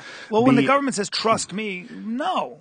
Well, it keeps happening. That's like this new thing is this Monsanto bill that just passed silently through Congress without any mainstream exposure, where they're giving Monsanto all sorts of subsidies and things like that. It's all sorts of abilities to hide the fact that genetically modified foods and things that you buy. It's creepy. It's creepy because it's one of those things where it's all you would hope that there would one day be a. What was that? What was the whistle? I think it was my Is that ting. your phone? Yeah, it was my ting. Dude, that's the gayest shit ever. I actually kind of like it. I think I'm going to change my ringer. What the hell? couple of quick whistles. What the fuck was I even talking You were about? talking about Monsanto. how you can That would hope that things would slowly start to move into a better direction. Right. You know, like we're going to cut back on corruption. We're going to attack it. We're going to, make for a more fair society. We're going to only involve ourselves in military campaigns that are just and true. And we're going to try to, educate the rest of the world. You got to change the incentive structure if you want to do that. Of course. You know, it's just weird, man. It's the biggest danger is that when you have good people behaving corruptly, when you have a system that allows for no other way to do business, so that your system becomes an economy of influence and not meritocracy. So who you know is really how you get business, not what you can do, and that's where we're headed in some aspects, and you have to be very careful of that. Yeah. At least Lawrence Lessig's book says that in Republic Lost, which I've talked about many times on this podcast, and that's a very important book to read. And what he does, he says, look, let me show you how Washington is corrupt with a lot of good people trying to do the right thing, but they can't do business without being corrupt. Let me explain to people who don't know what the fuck we're talking about what this is, because this is pretty crazy shit. It's genetically modified food. And there's a thing they're calling the Monsanto Protection Act, which was signed by President Obama. They're calling it the Monsanto Protection Act. What it actually was, it was added to an essential spending bill without congressional hearings. So they snuck this rider, and the rider strips the power from the federal courts to halt the sales and planting of genetically modified foods, even if health concerns arise. Wow. This is crazy. The provision was simply an industry ploy to continue to sell genetically engineered seeds, even when a court of law has found that they were approved by the USDA illegally, the petition stated. It's necessary to find an unprecedented attack on U.S. judicial review. Congress should not be meddling with the judicial review process based solely on the special interest of a handful of companies. This is from someone's, I guess it was, I don't know who wrote that. Someone. Okay, so what essentially they're saying is they snuck this in, and people are just finding out about it now, and they're happens all the time in Washington. They're trying to protect the profits of this company. That's the only way. The only reason why you would hide information is you're trying to protect the profits. That's right. Because if the genetically modified foods are safe and they're in there and we find out they're safe, then we don't have to worry. But if they might not be safe and you want to sue, if you want you're not going to know. You're not going to be able to blame it on the genetically modified foods. You're not even going to know if it's genetically modified. If you have health issues that arise because of the genetically modified foods, you won't even know the correlation. You won't know. What if you have a known issue that's come up amongst a small percentage of people that do respond poorly to genetically modified foods? Well, you won't even fucking know because it's not going to be in the label because some cunts got paid. And that's crazy because the people who are selling genetically modified foods should only want to be selling healthy genetically modified foods. It is possible that science can figure out a way to produce more food that's more nutritious. It is possible. But it's also possible that they could fuck it up. And when something like this comes along and they should call this the Monsanto Information Act. Because all it is keeping information secret, keeping it from people. That's never good. That's not only that; it's also changing information and lying about what's good for you and what's not good for you. They're setting up corruption. They're setting up so corruption can take place. I don't know enough about genetically modified foods, but I'll give you an example. But you don't have to. Well, no, I'm saying that the Food and Nutrition Board, which sets the school standard for 30 million children on what they can eat, because they've been hijacked by companies like Nestle, et cetera, or the big companies that have an interest in selling their products, Coca-Cola and stuff. And they hire scientists. Read the China study. It talks about this. I'm paraphrasing here, but they'll stack the deck with scientists that they basically hire to say that 25% of your diet can be simple sugars, which means I can have vending machines in there that sell soda and Twix bars and stuff, and that's part of your lunch. that's where, when you're ignorant and you don't know how the system works, how the incentive structure works, you are going to pay a price for it with your health, and so are your kids. So that's why I always tell people, you can't not be politically committed. It's not a luxury you can afford, man, because what happens is there becomes a concentration of vested interests. Look at Wall Street. Yes, they compete with each other until someone comes in with legislation, and they get very good at hiring lobbyists. They get very good at their economy of influence and figuring out how to buy the right people to keep business as usual. That's why you have banks that are too big to teach kids that are entering the system now to stop that pattern. They have to figure out a way to not emphasize profit overall. And the whole thing's it's so I have no problem bizarre. with profit as long as it's earned honestly and you're playing by the rules. The problem is when you have companies that stack the deck, Of course. And so how does that happen? You got to figure out how that happens and why it happened, and then that's the way you change it. Figure Absolutely. out first how it happens. It's just so transparent when something like this Monsanto thing comes up, because all they're doing is keeping information. That's all they're doing. Exactly. They should never be able to keep information, because if you have a good product, like let's say you're selling oranges, well, you can prove, if you look at the data, that oranges are very rich in vitamin C. They have healthy fiber to them. When you eat an orange with your lunch, it's probably a really healthy choice. It's good for you. Mm-hmm. And we have a lot of data to back that up. Mm-hmm. So all the information on oranges is readily available. Correct. You can go look at it up. You know why? Because there's nothing bad there. There's nothing to hide. It's a fucking orange, okay? But when you start monkeying around with oranges, and well, this is an orange that doesn't react badly to certain pesticides, and this is an orange that, creates its own pesticide and kills off mosquitoes, or this is an orange that does that, and you don't tell me. Okay, now we got a real problem, because that's not really an orange. That's an orange that you fucked with. And I don't know if you really know what's going to happen with that orange. If I eat one of these a day for the next 20 years, is that going to rot my asshole out? What is going on? Is it going to erase my memory? At least give me the information.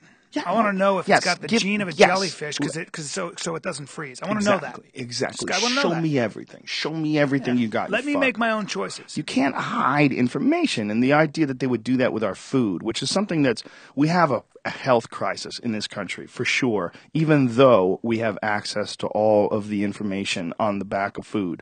All of the nutritional information is readily available on almost anything that we buy in a store, except for like meats and things like that.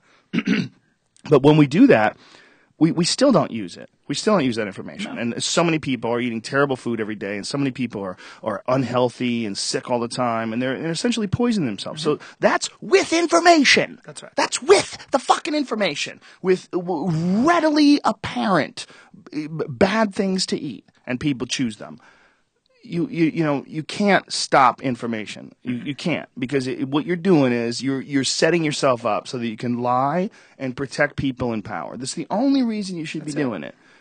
We already have a problem. We already have a problem with people having shitty diets. We already have a problem with this weird thing that with humans where stuff that tastes amazing is fucking killing you. Right. Like Krispy Kreme donuts are fucking delicious, but that's like toxic. Yeah. Those are like pure little sugar things. If you go to a lot of parts of the country, like you and I do, travel a lot, there's not a lot of access to real good food. No. There's access to different restaurant chains, or there's access to just a bunch of fast food in some areas where you can't even get healthy. Yeah, it's supermarkets. Sure. You can always, but even then, you get a tomato and it's pale. It's this white fucking tomato. Right. Like, what's in that? They ripened it in a gas chamber. That's why. Yeah, not only that, it's the genetics of the thing have completely been altered so they can keep them on a truck for a week. It's sort of the same thing that they've done with raw milk. And I know, and people that are screaming, we perceive all these lies and people from raw milk. Yeah. They're going to die anyway. Look, everyone's going to die. You're going to die too. That's not the point. I get what you're saying. I know it logically. You're correct. Ethically, you're correct. I understand. You're talking about transparency. I'm talking not just about transparency. I'm saying that too many people are telling too many people what is and isn't okay to do. Right. That's a real problem. And I always say that the law, the way we should have the law in this country is, could you imagine Clint Eastwood arresting you for it? if he had a gun and he pointed it at you, could you imagine that Clint Eastwood funny. would arrest you for it? That's the Clint Eastwood I principle. hear you're growing hemp. If you could you imagine Dirty Harry where he breaks down hemp farms? That's hilarious. And what are you gonna do? You gonna make food and clothes? The fuck you are. Right. Get in the squad car. Right. You know, right. if anything other than that is a bullshit law. Mm-hmm. Okay, I could imagine Dirty Harry arresting these cunts that are getting paid off by Monsanto. I can imagine Dirty Harry catching some scotch drinking asshole, in his Senate room, beating some hooker to death, and he walks in and you fuck, I got Monsanto through, and you're a dead man, and he shoots him. You're a dead man, Callahan. And you're happy. You're happy that he shot the evil Monsanto guy. Yeah, that seems like Clint Eastwood might want to step in on this one. But could you see Clint Eastwood arresting you for having a roach in your car? No, of course not. He would maybe slap you. Tell you what, don't be stupid. Don't be stupid, kid. Well, Michael Pollan says you can vote 3 times a day by what you put on your plate. Fuck yeah, you can. Yeah, that's a good point. Yeah. Well, that's why I've been telling people, one day the stoners are going to unite. Because there's a lot of bullshit out there. You need to respect the stoner dollar. I think the way of the future, though, is probably genetically modified foods. Ultimately, the way of the future is I don't think we can feed that many people without. I don't think we can feed enough people with organic. That's food. I don't know if that's true. I don't believe it, and I think as time goes on, the origin of those thoughts is profit. I do not believe that the origin of those thoughts is because we're really concerned with feeding people. Well, that's not something that you hear from the federal government. That's not something that's taken into considerations when you look at how much money they spend on defense contractors, fucking billions and billions of dollars on a daily basis, on a yearly basis rather, on defense contractors. How much they spend feeding people? Fucking zero. Okay, if they had the same resources that they put into the military and they put that into feeding people, they would be incredibly successful in feeding people. So when they come along and say, we need genetically modified foods because we need to feed people, they're not trying to feed people. They're not talking about feed people. They want profit. That's true, but all food has been genetically modified. All of it. Everything we eat. Well, there's a difference between selective breeding and growing. And genetically modifying things. They are changing things at the genetic level to give them resistance to pesticides. But if they're doing a lot of shit. The technology's out there like golden rice, which is very high in vitamin A. Well, that's good for a lot of poor kids. It's not a yes or a no. Right. It's not a yes or a no. That's all I'm saying. That you're right. I think that the rise of technology, even in food, is inevitable. There's a good side to it, and there can also be an evil side to it. And I think that. I think the question is transparency and knowing and seeing all the data and holding companies accountable and realizing that technology is not a bad thing. It is a good thing. We probably, if we have 80 million people on this planet in 50 years, we're probably going to have to resort to genetically modified foods. We already are in some parts of the world. The question becomes, how do you do it responsibly and ethically? The real issue is Paul Reiser's character from Aliens. Because that cunty, sneaky, slimy guy who wanted to bring the alien back and use it as a biological weapon. Yep. That was what was wrong with that fucking movie. That's what you call fucking full circle, ladies and gentlemen. That's what's wrong with lobbyists. That's what's wrong with people influencing the Congress to let something like this sneak through, where Frankenfoods can be in your diet and you're not even aware of it. Or that's right. I mean that's exactly right. Where and even people who you know, not what you're doing, that matters. Yeah, and even people who might say, "Well, you're ignorant as to the effect of genetically modified foods." You are absolutely right. I have not read that much about genetically modified foods. I have read both pro and con. I have heard, like, Cara Santa Maria had some very good points about genetically modified foods, and you have some very good points. And I've seen, like, Penn Jillette had some very good points. He and I had a discussion about genetically modified foods, and I respect his opinion as well. It is not that. This isn't the argument. The argument is about transparency, and it's about the access to information, and it's about someone who is supposed to be looking out for the interests of the people, allowing people to withhold information. Exactly. You should never do that. You should just never do that. You should never allow someone who's selling something to withhold some weird shit that they're doing to it that might affect your health. I want to know if fucking food I'm eating has a jellyfish gene in it, or etc. I want to know that stuff. Tell me everything you know. And this is it's sort of semi-hypocritical coming from me because I'm in the supplement company. You know, I mean, I'm involved with a supplement company. Yeah, I mean, but you take those supplements yourself. There's enough tangible data on the subject that I'm confident in the results, and that I also have benefited.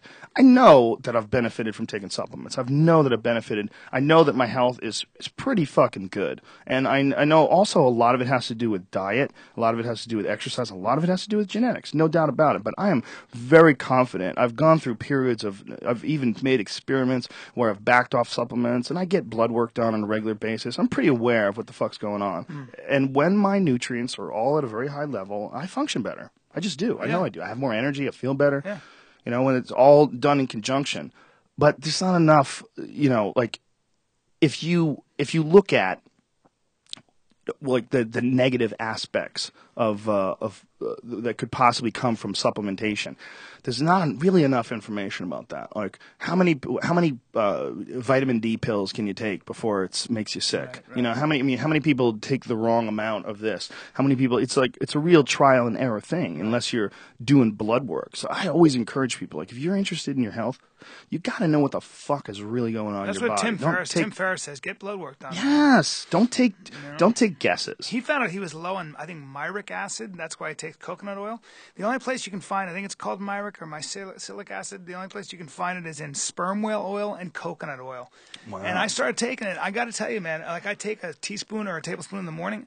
Maybe it's psychological, but I feel better, man. I feel better when I do things like the kale shakes, like when I juice kale, when I take coconut oil. It's 100%, and I know that people are skeptical. And They're no like, sugar. oh, maybe people are bullshitting. Maybe this is just more placebo effect. Yeah. Maybe this is like, it makes sense. Food's a drug, man. Treat it like that. It's not just that. It's also like, what exactly is your body? Okay, why does it need nutrients? What is really going on? What's some sort of a chemical process?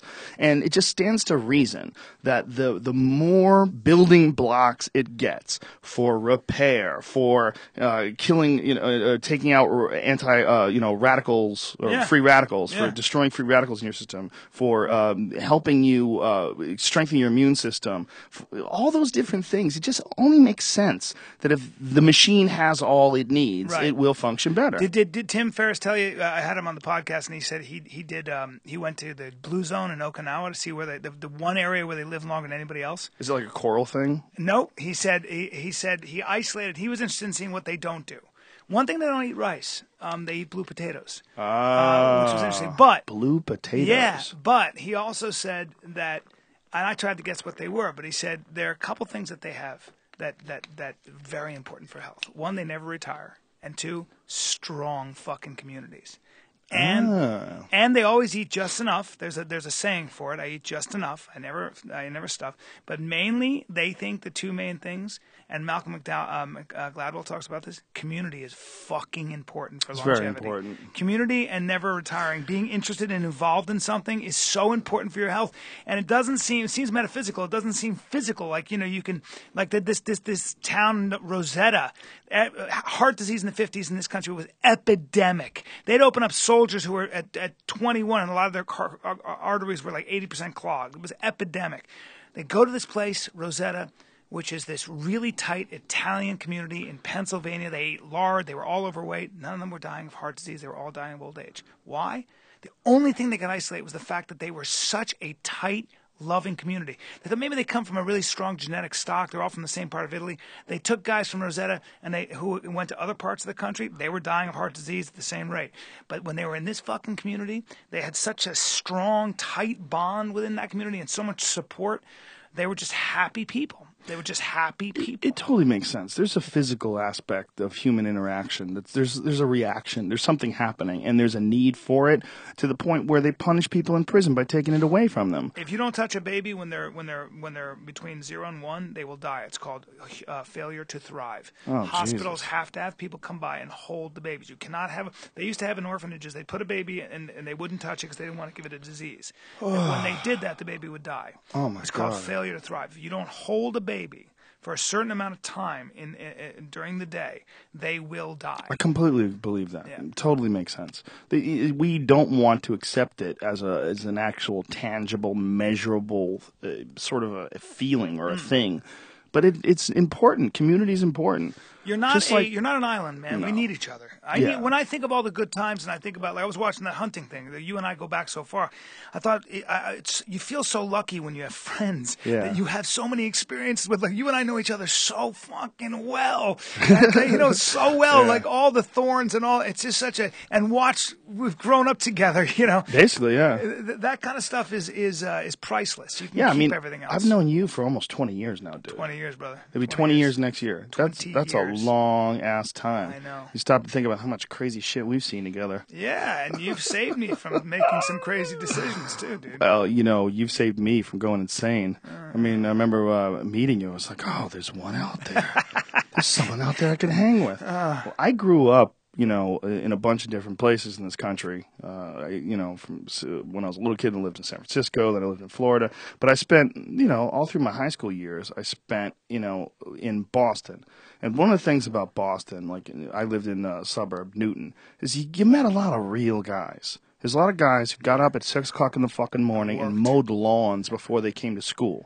You know what I'm saying? Yep. I mean, there were men's men. They were actual men. If someone talked some shit, they wanted to go punch him in the face. Right. It was like, and growing up around them, it was like these were normal people that if he told me a story, I knew that's what happened, or at least what he thinks had happened. Right. But I was getting mixed signals when I came to LA. I was like, oh my God, this is an insane asylum. I was totally ready to go back to New York. And if I didn't sign a fucking lease for my apartment, I thought my show was that stupid baseball show. Yeah. Like, I was an idiot. I was, 20 whatever years old. Oh my God, this is going to be the greatest show ever. Yeah. I'm getting an apartment. I can't fail. And within, 4 weeks, I knew it was doomed. And I'm like, fuck, I got a fucking apartment. Yeah. And I had an apartment for a year. I wanted to get out of here. Right. I was like, this is filled with crazy people. Right. And it is, by the way. But I slowly but surely accumulated a group of great friends. It took forever. It's like I had to slowly grab guys like you. Okay, come this way. I know. And then go, here's Joey Diaz. Look at this guy. Oh, we got to get him. Get in here. It's really true. I come to L.A. It's like, the first, my buddy said he was from New York and he showed up at a party. And he goes to this party and there's this guy in a robe with his arm around two girls on a couch. And he goes like this. He goes, gentlemen, welcome to my place. Make yourselves at home. He was like, get me the fuck out of here right now. How about I kick you in the face just for saying that and wearing a fucking robe, shithead? That only works out here. Try that in Boston or New York. See how long you last with that shit. Like, my buddy was rock climbing. We were rock climbing. My one buddy's from California. And he was being a smartass with him and telling him what to do. And my buddy was a wrestler. My buddy turned to him and goes, hey, you. I don't know you. You sure as fuck don't know me. And that's the last time I hear you tell me to do anything. And everybody got quiet, and he was like, what the fuck? The guy fucking threatened me. I go, that's right, dude. He threatened you physically because you're being a fucking disrespectful moron. There are guys out there that'll punch you in the fucking face if you don't know how to behave. There's a giant percentage of people who grow up on this coast that they don't know how to behave. Never seen a fight. It's even if they have seen a fight. They've seen a fight between someone like them and someone like them. Yeah. I'm not talking about Mexicans either. No. I'm talking about white guys. No, I'm talking about white guys in white guys in Hollywood. I'm not. Yeah. There's some tough. Like, I know a lot of Latino guys out here who are tough as shit. That's a whole different culture, man. Well, what you're talking about is actors. Yeah, I'm talking about actors. You're really talking about actors. That's right. It's nothing to do with white guys, black. There's some tough-ass fucking regular white dudes from California. Yeah. What you're talking about is actors. That's probably right. That's what it is. Yeah. They're loons. They're fucking loons. And when I first met you, I was like, oh, this guy's doing it. He's normal, too. Or you're not normal. You're certainly not normal, but neither am I. Or was I. Well, I was just honest about my interests, which were somewhat caveman. But, we were both dudes. Right, like, we could talk. We were two men. I was like, oh, my God, there's another man. I could talk to this man. Right. What's going on here? Oh, there's this and there's that. Like, I'm like, what's with this fucking guy? Yeah. Look at these fucking people that were on the set with you, just on Mad TV. Were exhausting. Trying to be funny and clunky and talking about their career. Shut the fuck up. My God. What kind of self-serving noise is coming out of that stupid head of yours? Yeah. Like, you don't even know that someone's listening to you. You can't even have a conversation. You're not even a person. You're one of those weird fucking actor automatons. A lot of that. I came to dinner one time when I had a hat on turned backwards. It was this Kangol hat. And I was fucking cool as shit. I looked in the mirror like 50 times that day because I just had this new hat. I fucking sit down at the dinner table. My father looked at me and he just goes, "How you doing?" I go, "I'm good." He goes, "Yeah." I can't even do it with a straight face. All he did is he goes, "Why are you wearing that hat?"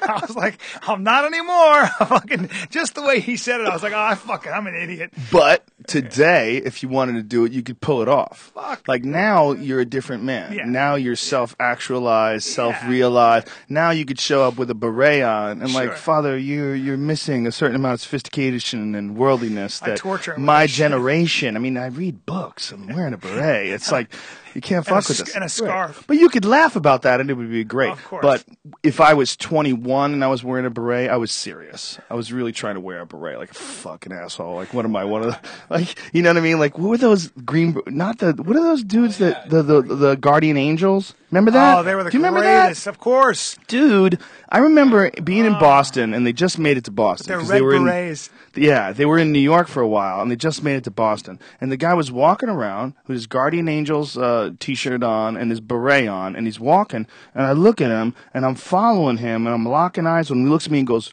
"Fuck you." He gave me the finger, and I'm like, "What? I didn't even say anything. And you are a fucking Guardian Angel? Really?" Jesus. And then the guy who was the head of it, who's like some Curtis Silva. radio DJ guy now, he like faked a rape. He faked where he helped someone. And no. he got shot, you know. But there was something they faked. Hold on, I'll pull it up. I don't want to slander the young man. Curtis Silva, I think his name is. Yeah. Fake story. Let's look up fake story. He started the Yeah, I think that was horse shit. Yeah, I think that might. Okay, Curtis Silva's History of Lies and Publicity Stunts Part 1. Ooh. Oh no. That's not good. Yeah. He admitted to creating and perpetuating at least 6 hoaxes over the years between 1979 and 1980, according to the December 14th, 1992 issue of People magazine. Because that's, remember, when he got in trouble. In the article, Silva recounts October 1980 publicity stunt where he claimed he was kidnapped by New York City Transit Police and told if the Guardian Angels don't quit patrolling the subways, they would kill him. Everyone was against us, Silva blatantly explained. The mayor, the cops, even the public. We just needed some good attention. Oh, he's a fucking scam artist. You know, if you're a scam artist once, you're a scam artist forever. Fuck you. Right. You know, this is what he's doing. I mean, I guess, can you bounce back from that? Sure. I'm going to try to do that with my stand-up. Somehow I'm going to be like, I got arrested for making people laugh too much. They were pulling people out on stretchers. This guy would have to bounce back a long way, though, man. You know, he'd have to bounce back a long way. Because he's had another guy worked with him who claimed that he faked several incidents, including highly publicized rape of then-wife Lisa Silva. Jesus. Sliwa, whatever it is. And he faked that, too. Yeah. Wow. It's well, bullshit. They did lure him into a cabin. They did shoot him, I think, in the legs or something. Yeah, well, whatever it is. I mean, who knows what happened? He might have paid someone to do something crazy to him. Who knows? Yeah. Maybe it was just, if you're doing this many bullshit publicity stunts, you're probably a really annoying guy. Somebody who eventually actually does want to shoot you. Gets really annoyed at you. Silly bitch. But if I was wearing that beret, yeah. Yeah. Smack me. If I was 21, smack me. You're not allowed to wear a beret. Yeah, even today I can't pull off a beret. No, nobody can. Nobody can pull off a beret. Unless you're Randy Couture unless you're a green beret. Unless you're a green beret or in the French Foreign Legion, then you can wear a beret. If you're in G.I. Joe. Yeah, if you're G.I. Joe. Does the new G.I. Joe, does he have a beret? I think one of the guys The does, Rock? probably like Falcon or something. Berets, if they're done well, like I went to he's turned his corner. Came right back around. Yeah, Berets, if they're done well. If you got a machine gun and you're French or you're in the French Foreign Legion or something, you can actually you look pretty good. Yeah, that is kind of. Isn't that kind of funny that you're like if you're a killer, you're allowed to wear a beret? Yeah. Like, that's when you're allowed to wear the silliest hat ever. That's right. We want you to wear the silliest hat ever because you're our best killer. Right. Like, why not give him a Cat in the Hat?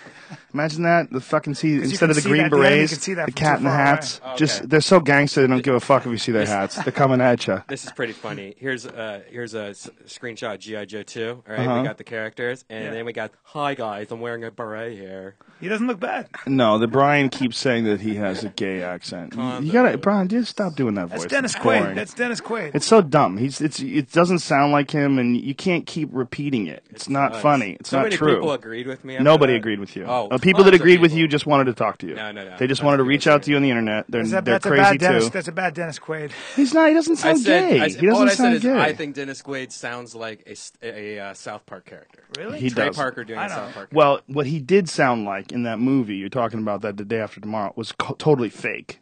That's absolutely true. It was such a super fake movie that his acting sucked. It was a terrible movie. I mean, What's it called? The Day After Tomorrow. It's almost impossible. Well, It would have be you seen- impossible to do and not be ridiculous. What have you seen that you loved besides Les Miserables? What have you seen? Well, that I got injected. I got Les Miserables injected into my asshole with a laser beam. I wouldn't watch it on screen. I want to experience it through my central nervous system, asshole first. And I love musicals. I came. Musicals Pushed backwards. I came in my own mouth. It's my cum. I opened my mouth, and it was in like the crescendo. A jet came out of my cock that was the exact shape of my mouth on the inside, and it went in seamlessly. There it It was is. an airtight seal. gallon of cum. That just like a Didn't you wiffle ball didn't you have bat to sit through- expanded from the tip of my dick out in a fan, the shape of my mouth, and went right in the hole. You had to sit through a fucking musical one time. I remember you told me. I go, what was it like? He goes, it was a murderous attention on my Murderous assault on my attention span. Assault on my attention. Yeah, I had a friend that was in a musical, and we all went, and we watched the first half, and then I was like, "What do you guys think?" And they're like, "Well, I think she's doing a really great job. I think it was awesome." And I said, "That was a fucking murderous assault on your attention span. How dare you pretend you'd like that? Nobody could possibly like that. You're watching nonsense. You're watching sing songs instead of that suck." For no reason. Someone's singing songs for no reason, and those songs are fucking terrible. This shit doesn't make any sense. You shut your mouth. You shut your mouth. You're not enjoying Well, this. it'd just be weird if I started singing now to tell you. And they always have those really cheesy. They always have those cheesy words, Joe, you're my friend. And they drop their jaw. So stupid. I get embarrassed when I see those things where all of a sudden the guy starts to sing. Well, what about the time that you had an acting class? Brian had an acting class once, yes! and it was in okay. It was Brian in an acting class, and it was he had the teacher was singing show tunes, Yeah. and Brian called me up and he says, "You have to come to this. My teacher is going to sing show tunes, I knew and he you'd love means it. it. I knew he you'd love means it. it." So I went, I found Brian, and me and him just cuddled up like a couple of retards, like, "Oh my goodness, this is the most ridiculous thing I've ever seen." It was great. He was singing like I got her. He was he was a guy, he's a great guy, but he just loved show tunes, fucking loved them, and very straight. And I was so fascinated. I was like, "You love musicals." He loved them. You know, I sat through a musical. You know, I took a musical theater class. You know that. Did I ever tell you that? Was that your teacher? Was he the teacher? Yes. I was so obsessed he with was the so whole ridiculous. idea. I was like, I gotta see who loves this stuff. I get obsessed with that stuff. I Right. love seeing the insanity, and I'll get involved in it, man. I enjoyed it, man. I enjoyed it for all the wrong reasons, Of but course. you and I had a great fucking time that night. great. It was really a good laugh. Yeah, he was great. He was I had the lyrics of one of his songs stuck in my head for so many years because it was so bad. It was like those show tunes. "And may you have a drink when you are thirsty and need a drink." Really literal It was like, songs yes, on the nose. Really bad. It was like one of those where it's like, She's gone away may you have on a train. Yes. The sun is down. May you have a hug when you need a hug. We should do a musical. Oh, no, we shouldn't. Yes, no, we're hunting now for Listen, deer. I really enjoyed the Book of Mormon. That was the last. I didn't see that. It was great. It's Oh, great. fuck. It's really good. But I like their movies better. How about that? Yeah. How about that? Even it's the best case scenario when a bunch of people are singing. It's I not want as to be fun. a musical theater guy now. South Park, the movie, is still to this day, I think, like one of the greatest comedy specials or comedy movies that's ever been I remember done. you called me after that. You know, I've never seen it. Oh my God, that's so crazy. Have you seen Team America? Never. Oh my God. I have to, right? Yeah, what is especially wrong Team with America. you? I'm going to do that. I'm going to write that down right now. Because Team it was America. because it was so ridiculous. And Team America was also a musical. There was a lot of musical elements to it. It was a little bit of music and then a lot of acting, sort of like even like the Book of Mormon. Isn't that the one where Sean Penn got really mad at them for making fun of? Did he? Yeah, of a lot of things. Come on, Sean, you got to take. Sean. He gets a little uptight. He needs a hug. Well, he's a fucking actor. There's no getting around that, man. The best actors, the coolest ones to hang out with are still not nearly as interesting as your average landscaper. Right. It's a fact. That's why on my podcast I never have actors. I always want to have other people, like somebody who writes a book or or a soldier. I don't know, somebody, a lawyer. That's more interesting to me. Yeah, I remember I was listening to an interview, and I think Brad Pitt's an awesome actor, no doubt about it. Yeah. But it was like I was listening, it was like on CNN, and I wasn't paying attention. You don't care. And I was like, "Who's this idiot that Larry King's talking to?" I'm like, "Get over there, it's Brad Pitt." Right. Yeah, it doesn't mean he's good at making believe, and that's what it is. Well, yeah, it doesn't mean he's got charisma. He's great to look at. It doesn't mean I'm going to listen to his point of view on life. Well, and also I think that Maybe I will, the ability to transform yourself into another person, like Daniel Day-Lewis, doesn't necessarily lend itself to you being an eloquent public speaker and representative of your craft. You're probably a weirdo, so thinking about shit all the time. Oh, weirdo? You mean because Daniel Day-Lewis lived in a fucking log cabin with no electricity through the whole time he shot Lincoln? Hey! Meanwhile, it's called acting, dude. Still sucked. That's gotta suck. When you do that, when you spend so much time and you're still boring the fucking shit out of me. The movie The Boxer, he trained for 3 years to be a boxer for real. He got good, and I watched it. I was like, well, you could have done the movie without being a boxer, actually. It wasn't like the deciding factor. But it was to him, man. You was understand? to him, man. He is that guy. Christian Bale said it the best. They said, why do you lose weight? You put yourself through all this crazy shit. He goes, you know why I do that stuff, dude? I make believe I wear makeup for a living. It doesn't make me feel like a man. So I got to make it really fucking difficult on myself. It was a great answer. That dude needs a hug, too. They all need hugs. Yeah. Okay? Marky Mark doesn't have that attitude. Okay? And look at him. He's successful. You guys want attitude and you want to laugh? You come to San Antonio, Laugh Out Loud Comedy Club Friday, Saturday, and Sunday. LOL, San Antonio. And listen to the 10-minute podcast and Bryan Callen Show. I'm out. Yeah, you dirty fucks. All right. That's a good way to end this thing. Let's fucking wrap it up. This Saturday night, I'll be in Indianapolis, Indiana, with young Tony Hinchcliffe, taking Tony out on the road, break his little comedy booty, break his cherry in. He's Joe Rogan. What'd you say? H+H, Cliff +E. What is that? That's how you spell his last name. Oh, silly. So that's this Saturday night, Indianapolis, New Brunswick, and New Jersey. I'm pretty sure it's sold out, and I think San Jose sold out too. So damn, Joe Rogan, the Joe Rogan Experience. Suck it. That's my Walking Dead voice. Every time I see you and then I see me, we certainly could have been brothers. Oh, easily.